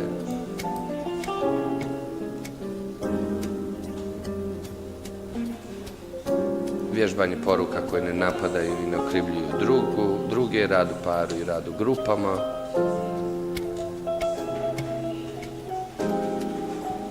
proširivanje znanja o ljudskim pravima u svakodnevnom životu, opet rad u grupama, demonstracija aktivnosti 2 učenika na tabli, poticanje slobodnog zastupanja svog mišljenja, fotografije grupe, u pozadini su vidljivi paneli o toleranciji, učenje o ljudskim pravima, zaštita prava žene, djece i izbjeglica, čitanje teksta, zajedničko čitanje teksta u grupi, prepoznavanje stereotipa i predrasuda,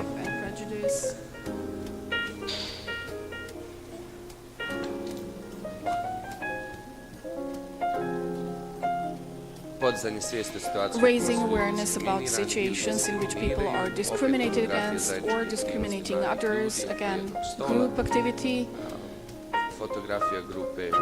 a photo of the group, everyone standing in a circle and talking about conflicts,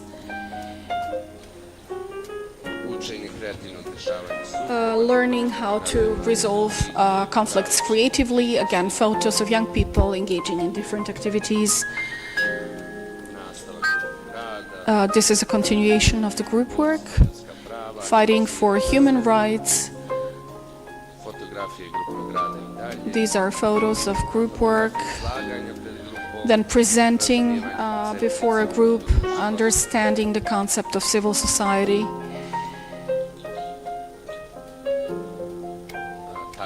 This is work in pairs, Elma and Željka working at 2 different schools. They are teachers, just as teachers Huso and Darko. A photo of 2 of them. And this is the year 2017 and 18, Nanesen Dijalog Centers. Yes, this is one of the first workshops. And I just wanted to say that this shows that educational activities should be implemented continuously, especially peace-building activities. Škole koja je bila problem, koja je bila uvijek ta koja je bila na lošem glasu, postala je škola koja može biti primjer mnogim školama u Hercegovini. And it became a role model for many schools in the Herzegovina. Hvala vam puno. Molim vas da, evo sad je vrijeme da otvorimo dijalog zajedno sa uvaženim gostima i uvaženim gošćama koji su tu. Dok ne krenu pitanje za zagrijavanje, pošto evo i Vjllca i profesor Nenad u intervencijama govorio o važnosti uloge nevladnog sektora koji ruku na srcu u Bosni i Hercegovini može biti s obje strane medalje i u korist mira i u korist nasilja. No ja se bojim da za neke od aktivnosti inicijativa širom Bosne i Hercegovine kao da smo amnestirali koga god da smo amnestirali i stavili svo vreme na leđa civilnog sektora i ovakve inicijative nebrojeno puta prestaju kada izađe nevladin sektor iz konkretnog projekta da ostane da živi među nekim ljudima, ali onda se očekuje neka sistemska podrška. Da li smo, evo, pošto i sam dolazim iz nevladnog sektora, saučesnici na nekom nivou u ovom? Evo možda pitanje za oboje. U jednom dijelu se osjećamo kao saučesnici zato što oni ne znaju kako da riješe ovu problematiku. Znači, licemjerno je da ministarstvo će dati podršku, ali definitivno što se tiče znači, inkorporiranja ovakvih projekata u redovne nastavne planove i programe, tu još uvijek ne postoji volja. Tako da je to problem. Tako da se slažemo u potpunosti sa tom konstatacijom. Da, sad ste me inspirisali da dodam da u Bosni i Hercegovini imamo pitanje.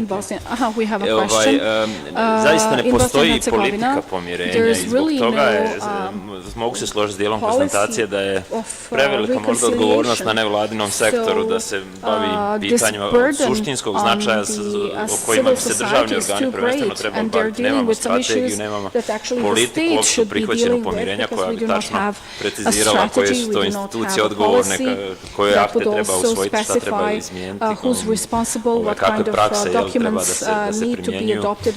Tako da je i ovo u nekom domenu, nažalost, improvizacije, možda i ostavljeno tako nekim sektorima koji primarno bi trebali da budu podrška, a ne nosioci tih aktivnosti. I ne isključujem ni svoju instituciju, eto iz toga ja dolazim iz institucije koja je vladina institucija, budžetu smo Bosne i Hercegovine, javna smo im ustanova.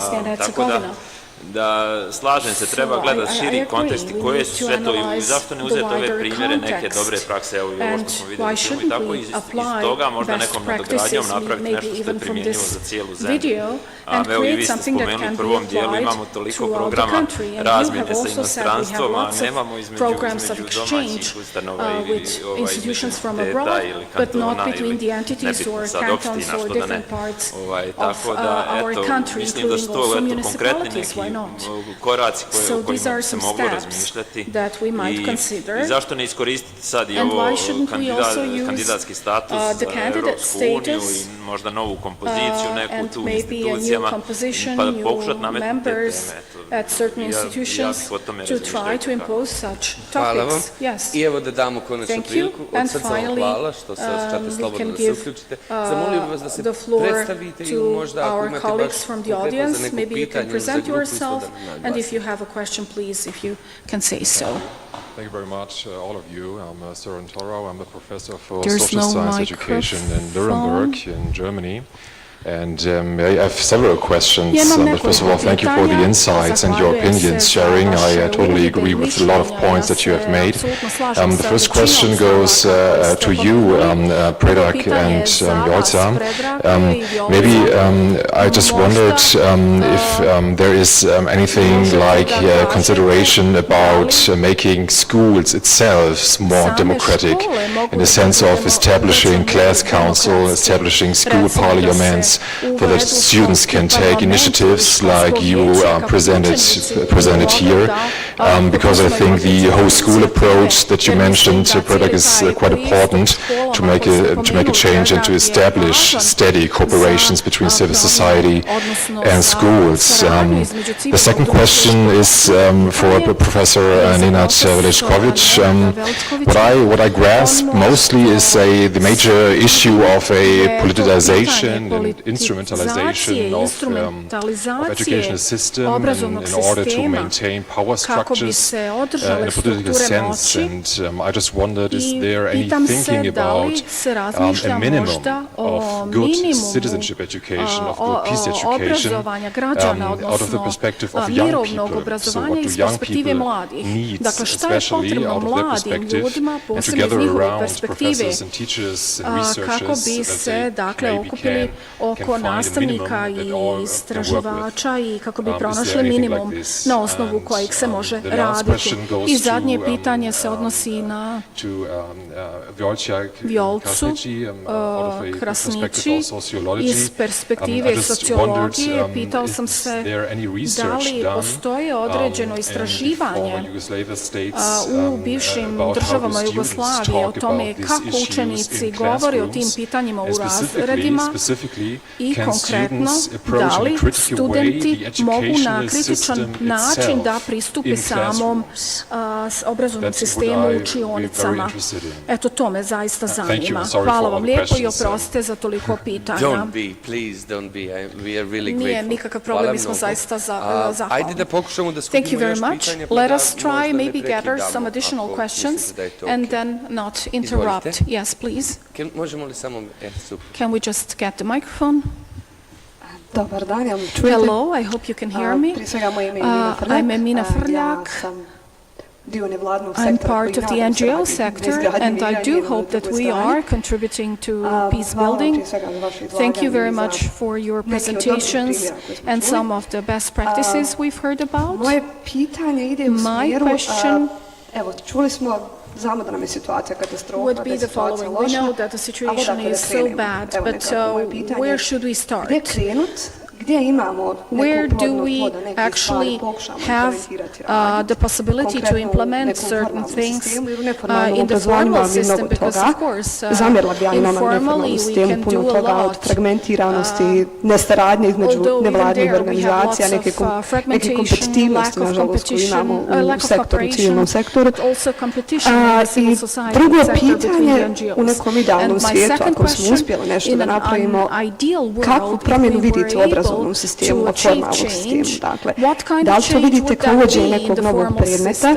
Ja, na primjer, nikad ne bi uvodila neki novi predmet vezan za mirovno obrazovanje, ili to vidite više kao neki transdisciplinarni, nešto kroz kurikularno, gdje možemo zapravo unutar postojećih predmeta kojih imamo možda i previše u nekim školama, zapravo imputirati na neki način sadržaje mirovnog odgoja i obrazovanja. Jer ja bi napravila distinkciju između mirovnog obrazovanja i mirovnog odgoja, dolazim iz ovog pedagoškog spektra, studirala sam pedagogiju pa bi pravila tu distinkciju i samo bi još dala jedan primjer da imamo ponekih primjera saradnje. Ja sam konkretno studirala međureligijski studij izgradnju mira na 2 univerziteta, Univerzitet u Istočnom Sarajevu, Univerzitet u Sarajevu, saradnja 3 fakulteta, teološka, tako da ima toga, ali mislim da je tu u nekim, ajmo reći, začetcima.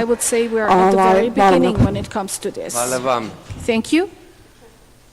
Tu smo i dalje. Tišina je sasvim u redu. The silence is just fine in pedagogical terms. Imate? Do you have any other questions? Did you want to ask something?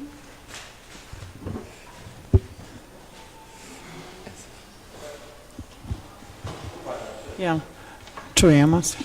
Samo bi se nadovezala nisam čula ime moje prethodne kolekcije i kažem da je vrlo realno i moguće uključiti i obrazovanje i odgoj. Dakle, meni je to jedno uz drugo ide, bez obzira što apsolutno moguće je to involvirati u predmete. Evo, ja se sjećam zadnjih 10-15 godina, inače sam u školi, u nastavi 25 godina, evo u jednu dolazim sa Instituta za razvoj preduniverzitetskog obrazovanja. Profesor sam historije. I ovaj mi je kabinet opće poznat. Ali, kažem, imali smo godišnje planove i programe. Sad, to je bilo na nivou aktiva historije. Imali smo obrazovanje za mir. I mi smo onako samostalno, to je baš mi je bilo drago. To strašno kad pravila svake godine onaj plan. Nekih 10-12 nastavnih jedinica tema označili, odnosno uradili posebne pripreme upravo koje će služiti za obrazovanje, za mir u smislu da kreativno učenicima pokažemo, da naučimo nešto drugačije od onog što je formalno. I to je bilo prilično uspješno. Ja sam jučer dole kad smo bili u ovom centru za Grbavic pričala o tom. I mislim da postoji mogućnost, ne da postoji mogućnost, nego nismo ništa više činili na dogradnji tog. Mislim da se može involvirati. Profesor je spominjao nacionalnu grupu predmeta i mimo tog što da ne. Jer je ovo univerzalna tema, mislim, tema koja trebala bude temelj svemu drugom. Hvala vam. Inače sam Mazarina Muminović. Hvala mnogo. Imamo li još? Imamo. Zamolit ću samo za asistenciju. Hvala puno. Ne znam da li me čujete, u redu je. Ovako, koristim priliku prije svega da se zahvalim na pozivu. Dolazim ispred Bužima, predsjednik sam Udruženja slijepih Slavonska Bužim i dio sam generacije koja je nažalost rat osjetila najbolje na svojim plećima, jer onih 70-te. Iz tih razloga sam imao želju da kažem samo znači koliko je bitno da mi koji smo živi svjedoci, koji smo pretrpjeli i preživjeli sve, znači nedaće rata, dođemo danas, prisustvujemo bar svojim prisustvom, ako ne aktivnim djelovanjem.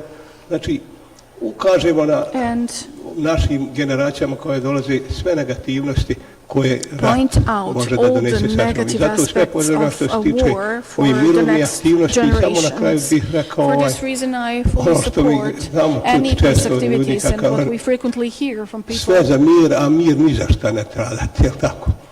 That we should do everything to achieve peace and cannot let it slip away.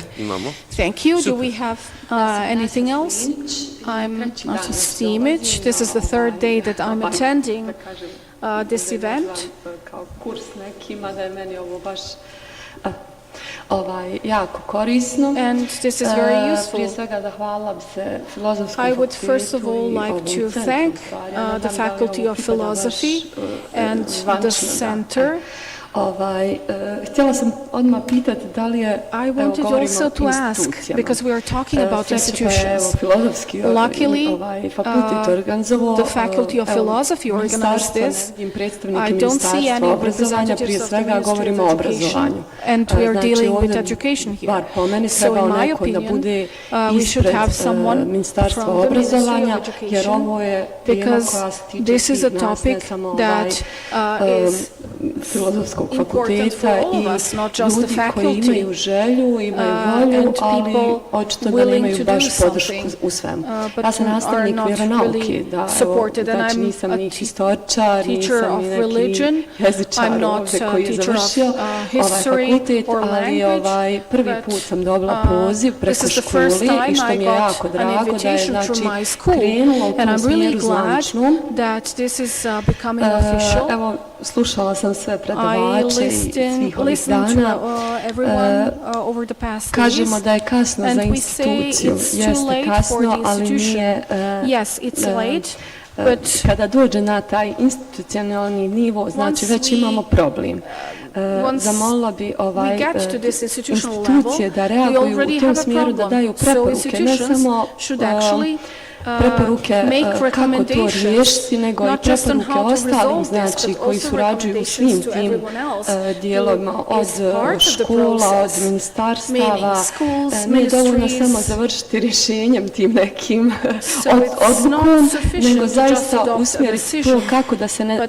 To je prevencija koja može biti od strane, evo, obdusmena. Znam da tako radimo, pa znači svim institucijama koje su nadležne za taj dio da se ukaže za budući. Govorili ste o pravilnicima. Ministarstvo donosi pravilnike, mi donosimo škole na osnovu zakonskih normativa, naravno. Međutim, to nije dovoljno da ne možemo nikad precizirati govor mržnje, šta je. Znači, ne možemo reći to je taj govor mržnje i taksativno nabrojati. Znači, to je vrlo teško. Trudimo se koliko možemo. Ovo što je, evo, dotakla bi se i gospođe koja kaže da je primjer, hvala Bogu da ima i primjera pozitivnih, da ono što je problem postaje primjer. Ja sam onda vidjela sve odeljenske zajednice na svojim časovima mogu, znači puno predmeta može raditi. Možda nam treba malo pomoći, ono što ste vi već prošli. Možda evo te neke kreativne, evo sad sam čula i od kolekcije da su već pripreme za historičare bile. Možda to podijeliti onako javno, i da dođe, znači da svi ljudi koji to mogu, koji žele primijeniti, ne možemo nikoga natjerati da kažem, ali potruditi se da dođe do svih ljudi, pa neko će biti voljan da to zaista i realizuje. Eto, ne znam sad evo čuli smo i profesora koji govori o akademskoj, slažem se s vama, akademska zajednica može izvršiti jedan pritisak na društvo i tekako društveni pritisak, koliko je voljno.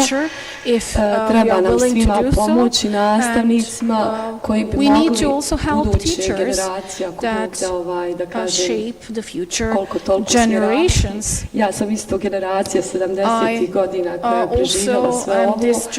U Sarajevu sam bila, ja ne osjetim neke puno razlike u Sarajevu, ali sigurno van Sarajeva ih ima sigurno sam i moramo svi raditi na to. Hvala vam mnogo. Hvala mnogo. mnogo. Imamo pitanje ispod Azarine i ja bih samo prije nego postaviti pitanje da se izvinim, stvarno pogrešno sam čuo, ne, važno je. Kod mene je možda više konstatacija nego pitanje. Moje ime je Velika Kladuša. Onako svi govore Kladuša je daleko kad dolaze kod nas, a mi kažemo njima ne, kolegama iz Sarajeva, vi ste daleko, ili iz Mostara. Uglavnom, ono na što hoću da se osvrnem, mir je gradnja mira, to je nešto što samo posle podrazumijeva. Mislim, to je nešto što je samo pripadajućem jednom normalnom civiliziranom društvu i meni je žao da mi sad nakon 30 godina posle rata pričamo kako trebamo imati mir, kako se treba u školama odnositi sprem djece, a imamo škole, dvije škole pod jednim krovom, to je jedno drugo. Kad mi sve to uradimo, kad uložimo sve svoje napore, uđemo u sve jednu školu i onda imamo naše političare koji imaju takav jedan ružan narativ, jedan govor mržnje, jedno ja bih rekla kabadahijsko ponašanje i odnos. E sad, kako ću ja reći jednom djetetu od 14-15 godina, znaš, nije lijepo odnositi se tako spram svog prijatelja, ako tamo neki ministar ili neki član predsjedništva i neću imenovati nikoga, tako koristi jedan ružan, apsolutno ružan, ja ću reći dječjim jezikom, ružno ponašanje i jedan ružan narativ, govor mržnje. Mislim da bi to pod broj 1 trebalo izbaciti iz javnog prostora, iz javne ličnosti, da javne ličnosti ne koriste takav jedan narativ i takvo jedno ponašanje, onda bi nama u nevladnom sektoru i nama koji radimo u školama bilo daleko lakše govoriti o miru, realizirati ga, isprovoditi ovako divne, svi imamo fotografija rada sa djecom, ali kažem, veoma je teško prenijeti nešto što je faktički za djecu veoma često imaginarno. A da ne pričamo onda o youtuberima, tiktokerima i tako dalje. Tako da sav naš napor koji nije mali, ukoliko su ove ovamo komponente pobrojane veoma aktivne kao što jesu i prisutne, možemo, ja se bojim, možemo napraviti, ali oni nas žele osujetiti, žele nas na tom putu zaustaviti. Hvala mnogo. Samo da kažem, najbolji način, Nedime, ja iz iskustva govorim, uvesti mir, pričati o miru, živjeti mir, jeste učiti o drugom i drugačijem. Razumijete, ja se uvijek pozivam, ja sam i sad u školi, u klupi sa djecom, svojim učenicima, ne znam, s ovim sam. Dakle, različitosti, pravite jevrijski gdje, pravite pitu Banja Lučku, pravite, radite sa djecom praktično, takmičite se u tim nekim stvarima da dijete ima spoznaju, vidi, osjeti, miriše ono drugo i drugačije. To je moja misija, vizija, gdje god da radim, šta god da radim, vjerujte da je tako. I imam jedan san, uvijek pričam, to je da odvedemo djecu u Banja Luku na kasar, da Banja Lučani dođu ovamo, iz Mostara da dođu u Konjici, iz Konjica da idu dole u Viščici, ne znam. Ako to budemo uspjeli, pa na početku nek to bude 1, 2, 3 škole, ne znam, konkretno znači, mi ćemo ići naprijed, sigurno ćemo ići naprijed. Ja sam optimista i evo dolazim iz ove institucije, kako kažem, državne institucije, ono, ne vladine institucije, ali isto mislimo i danas sam ovdje ne zato što me je neko natjerao, nego što sam molila, mislim, imala sam razumijena, došli smo evo i ja i kolegica da vidimo šta se dešava, kako možemo i šta možemo. Dužno poštovanje prema Nedimu. Hvala puno. Hvala puno. Mislim da je prikladno da Gramsci kaže pesimista sam intelektom, a optimista voljom, tako da mislim da mi ovo liči na to. Ali da pokušamo sad da zaokružimo. Bilo je pitanje konstatacija, pa evo, zamolio bih govornike i govornice, odnosno sagovornike i sagovornice. Ja ću da vas podsjetim, pošto smo malo razgovarali, među vremenu zapisao sam pitanja. Evo, osjećajte se slobodno svi da odgovorimo na zajednička pitanja poput odakle krenuti, šta bi to moglo biti plodno tlo, ili opet se vraćam na led Raha i profesor je govorio o tome šta je tu strateško, šta je tu strateško ko, kakvu promjenu konkretno vidimo u obrazovnom sistemu i vrlo jasno ste dali da to ne može biti predmet nego kroz kurikularnu vrijednost, ali evo i formi pitanja. Dakle, to bi možda bila pitanja za sve, pa se odlučite ko će da se dotakne toga, ali možda da krenemo sa partikularnim za krenuli od Predraga. Da li, evo sad i u preporukama kad govorite sa školama, da li jedan od puteva pravljenje škola više demokratskim, pošto smo govorili o democratic, because we spoke about this i tako dalje. Evo, možda da approach to schools and students. Thank you. I'll try to be brief. I'll refer to everything. That's the easiest way. Pa da i drugi imaju vremena. Dakle, odlična observacija kolege iz Njemačke. Činjenica da mi imamo te strukture u okviru škola, savjete učenika, savjete roditelja, školske odbore, boards for schools, for parents and students, and this is also a way to impact the policy of the school. But of course, the question is, are these mechanisms truly used? And I'm sure that practices differ.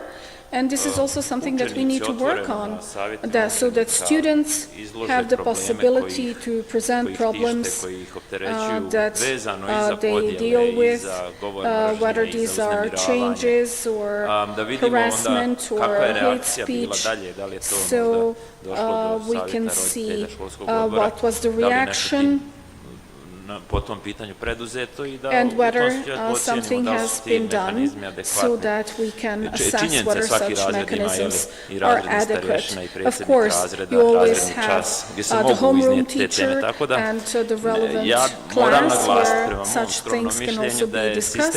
I have to say that the system that we have is quite good. We have quite a good framework. Why isn't it being used to resolve these issues? That's a different issue. Maybe because of some individual feelings, but also maybe because of the fear that someone will be judged. And this is maybe even the best way to resolve these issues as part of the board of students or teachers and already existing structures at schools. Where should we start? I think Emina asked this. I can only start with myself and say that the institution of the Ombudsman is receiving complaints from throughout the country in relation to any issues. This is free of charge. You do not need any legal aid. You don't have to even announce this, or you can also do this anonymously, so your identity doesn't have to be known. And if this is naša institucija ta koja treba da daje preventivne preporuke, da kada već dođe do suda ili do inspekcije ili do disciplinskog postupka, of course, give recommendations, because if we get to the court or a disciplinary procedure, it's already too late. And we are doing this, but maybe other institutions should also have a proactive approach and prevent such incidents by, for example, adopting certain regulations. In this respect, the colleague from Vjllca Krajšniqi said something very important.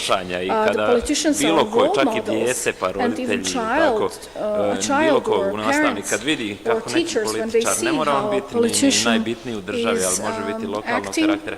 Ako on koristi govor mržnje, ako pravi podjele, ako kaže ovi oni, to ostavlja utisak da je to dozvoljeno, da je nekažnjivo, da je to tako ponašanje that this is being tolerated and not being sanctioned, and they have a huge responsibility that they need to be reminded of how this can be done. I'm not sure, this is not the forum for this, maybe the media. Because they do play an important role. Sometimes it's difficult, but it needs to be done. And finally, how peace building can be included. Someone said that a new topic, a new subject is not needed, that they are dealing with too many things. There's the homeroom class, so it's sufficient to have it once per semester or twice per year. And my recommendation would be to actually have professional trainers at the beginning, but then children can also do this. Maybe we can even find some funds, and I think they would be delighted to promote peace building, culture of tolerance, maybe give their own examples. Ili lošem primjeru. Djeca kao edukatori su možda najbolji i najzainteresovaniji i na taj način možda i najprijemčiviji za publiku. So that this can also be a way to contribute. Microphone. Microphone. Nije. Imam samo dužnost da ovo zatvorim do izvjesnog vremena, pa ću da iskoristim ovu poziciju neugodnu moći i zamolim vas za kraće formate i da ispoštujemo i to i mir ispoštovati tuđe. Vanessa, izvolite. Htjela sam samo reći vezano za vannastavnu aktivnost koju smo mi radili u školama. U školama u kojima radimo, znači u podijeljenim zajednicama, kao što su te prozorama, znači Stolac, Mostar, vrlo malo znači ovih aktivnosti je bilo implementirano u redovnoj nastavi. Međutim, uvođenjem vannastavne aktivnosti neke škole su to uvele u godišnji plan i program. Neki ravnatelji, direktori još uvijek ustručavaju, ali neki su to objeručke prihvatili i ono što je meni fascinantno je da sve više i više nastavnika i nastavnica traže materijale i kažu da dosta ovoga primjenjuju u redovnoj nastavi. Na satu odjelanske zajednice, tako da se slažem s vama u potpunosti. Znači, i slažem se da dodatan predmet bi bilo opterećenje, ali mislim kad govorimo o miru uvijek treba učiti. Vjerujte mi, kad sam došla u Lillehammer 2000. godine, ja sam mislila sad će oni meni pričati o miru i ratu, bila sam i u ratu, znam šta je mir. Tek sam tad shvatila da ne znam ni šta je aktivno slušanje. And I thought, well, I know very well what that is, tek sam tad počela actually understood that I had no idea what active listening meant, and I understood how much more I need to learn. Thank you. I kindly ask Professor Vjllca to I'll just remind her of this question. How students discuss this issue, and maybe also where we should start, what would be maybe the best way to go forward. Please. Thank you very much for the question. I think this ties Evo samo da vas i mi čujemo u sali. Do you hear me? Do you hear me? Yeah. Laptop govori. Okay. So thank you very much for the question. First I would like to say how important it is for the schools to engage with communities. And here I'm using the term community quite widely.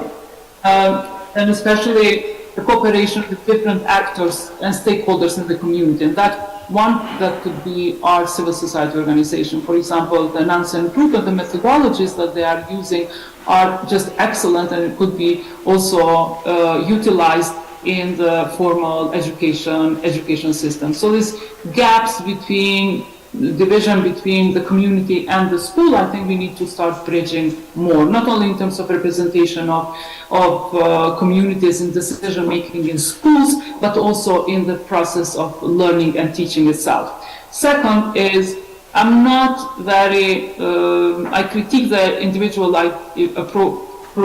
approaches in education. Of course, they are important. For example, in terms of when you work with children with disabilities, so they require individual learning plans. But learning is always dialogic, and that's, I think, the first premise to rethink education is to bring the dialogic and the communication and interaction into the learning process. And by this, I think that group work that kind of promotes the idea of the community, the idea of dialogue, and the idea of joint learning, I think that's a very important thing, very important aspect to start with.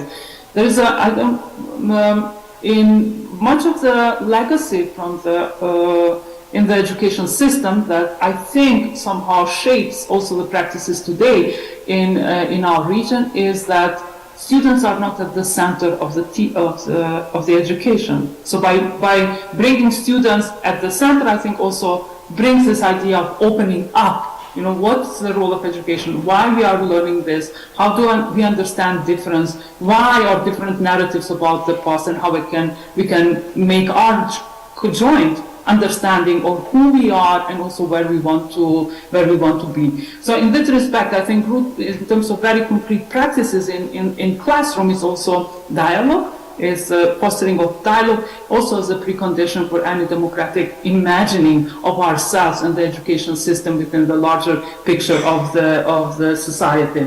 So how to engage with communities, how to bring more student-centered approaches and pedagogies in the classroom, I think are very, very crucial.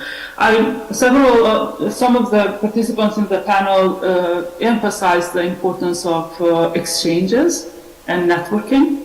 And I also agree that there is much of, at least in higher education, cooperation and exchanges through Erasmus with Western universities or universities in the European, mostly in the countries of European Union, when there is no such kind of mobility scheme, for example, for the region. And I would like that perhaps this is also one very concrete step of also how to bridge all these divisions, not only in a context nation-state context, but in the context of the region. So we need more regional exchanges and more learning together, also through the reform of not only the pre-university education, but also this could be very important also for university education. And final, not to take too much time, I think for me, I'm always critical of the textbooks. I think we need to revise, to think about the textbooks. We need to have some shared understanding about the textbooks and how these textbooks also empower knowledge, empower kind of upbringing, and also this constitution of the subject that is democratic, that is tolerant, that is open to values of civic values, and that cherishes diversity and in difference. I think these are premises where we could start our thinking, and also approaching by a very intersectional approach, like looking at the divisions, intra-group divisions, but also divisions outside of the group, because this segregation does not work only in one dimension or in one direction, but in multiple directions. And for this, we also need a very transversal dialogue on also what's the role of education today, where we are headed. Is the school the only institution really and the source of knowledge? When we now with the digital world, these sources of information are multiplying. And I think putting too much emphasis only on teachers would be counterproductive, because teacher is only one actor in this process of learning and education in today's world. Thank you. Vjllca, thank you very much. Pretty grateful for everything you said and shared with us. Profesore Nenade, možemo završiti sa vama, da vas podsjetim. Ali iskreno, evo sad da vam priznam, razmišljao sam da li je dobra ideja završiti Nenadom. Nije dobra ideja završiti Nenadom. U svakom slučaju, lagana ova soft pitanja, poput instrumentalizacije u podržavanju strukture moći, postoji li ikakva inicijativa za makar minimalni zajednički rad, a govorili ste o akademiji, to je bilo pitanje kolege, i academia, and maybe to go back on where we should start. Inicijativa za zajedništvom postoji na nivou države u Agenciji za predškolsko osnovno obrazovanje kroz nešto što se zove zajednička jezgra. To je jako loše napravljeno i proizvodit će u narednom vremenu više problema nego što će donijeti koristi. Subjects, which however will create more problems than advantages. It was defined by the public agency for preschool, primary school and secondary school education. However, this concept is wrong. Children are mostly the same. They have the same needs. And when I mentioned the concept kulturnog relativiteta, odjednom pojave zahtjevi etničkih zajednica, where all of a sudden you have requests from local or religious communities. That is actually pure fraud, and we have to fight against this. So, when you say, Predrag said, kao trebamo se, nije problem da se sat ili dva djeca zajedno radi zajedničke stvari, neće to ugroziti njihovo posebno. Ja sam to odmah rekao, šta je to posebno? Peculiarities, but what are these peculiarities? There are none. Children really, when it comes to their needs, ambitions, rights, and abilities are mostly the same. And by indoctrinating them, we are dividing them. And our needs as adults are imposed as their own. The second thing is, although this is actually a metaphor, children as educators, they cannot do this. This is a role for the adults. And there's an essay by Hannah Arendt, The Crisis in Education, and you'll see the responsibility being shoved off to children is highly because this is done in order to hide the responsibility of those who are indoctrinating. And I'm now mentioning responsibility. We haven't heard this word that frequently, and this is also an answer to what you said. What can we do? We can urge the persons to show responsibility, and also what politicians are doing. Children see different things in the society, but the academia can actually do the following, namely, any politician speaking things that are not true, they can analyze their speeches with the highest academic standards to show that this has nothing to do with the values of our society. And when I'm mentioning the public space, I'm actually referring to Habermas and his book, Public Opinion, and I'm really sorry that he actually focused on the media to show what they're doing wrong and why we have too high expectations from the media, because he's speaking about the public and personal private sphere, and the fact that we allow this private sphere to enter the public sphere, and that we're no longer fighting for public interests, but rather for particular interests. And I also brought an example. I like to use examples. This is an ad at a kindergarten where my son is going. He is 4.5 years old, and parents are invited to send children to a religious education program. And he's 4 years old, and last year they took them to take a look at arms. So if you want to take a look at this, you can. It's fully inappropriate for their age, and serves the purpose of indoctrination and abuse of religion actually should be something that a primarily religious person should react to. And this again opens the question, what should we do? We have been doing something for 30 years, step by step. Many people are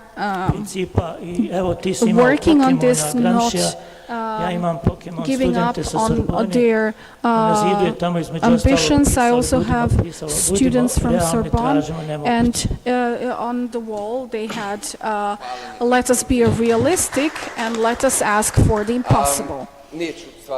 Thank you. It's a privilege, and we stole 10 minutes of your life.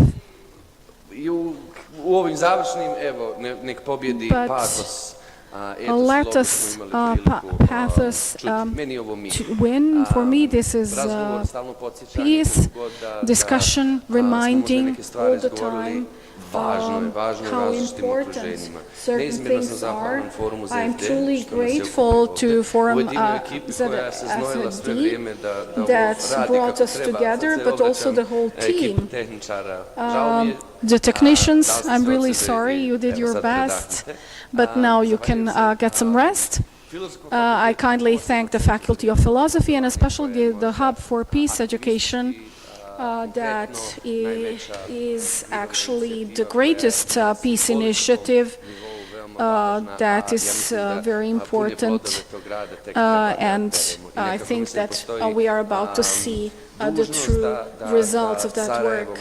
It's a duty, I think, for Sarajevo to be a place where we will have the greatest number of peace activists from the academy to practice. Thank you very much for coming here, for sharing these wonderful initiatives with us, hoping that you will keep this for yourselves at all schools in Bosnia and Herzegovina. Thank you very much for your serious analysis of the role of institutions in peace building and for not giving up. And it's very important to learn about this, including also when it comes to peer violence. I kindly thank you, Professor Nenad. You are extremely important, and Vjllca, thank you for the beauty, for romanticism and the role of school that you discussed. Thank you, everyone. Go and stay in peace. All the best.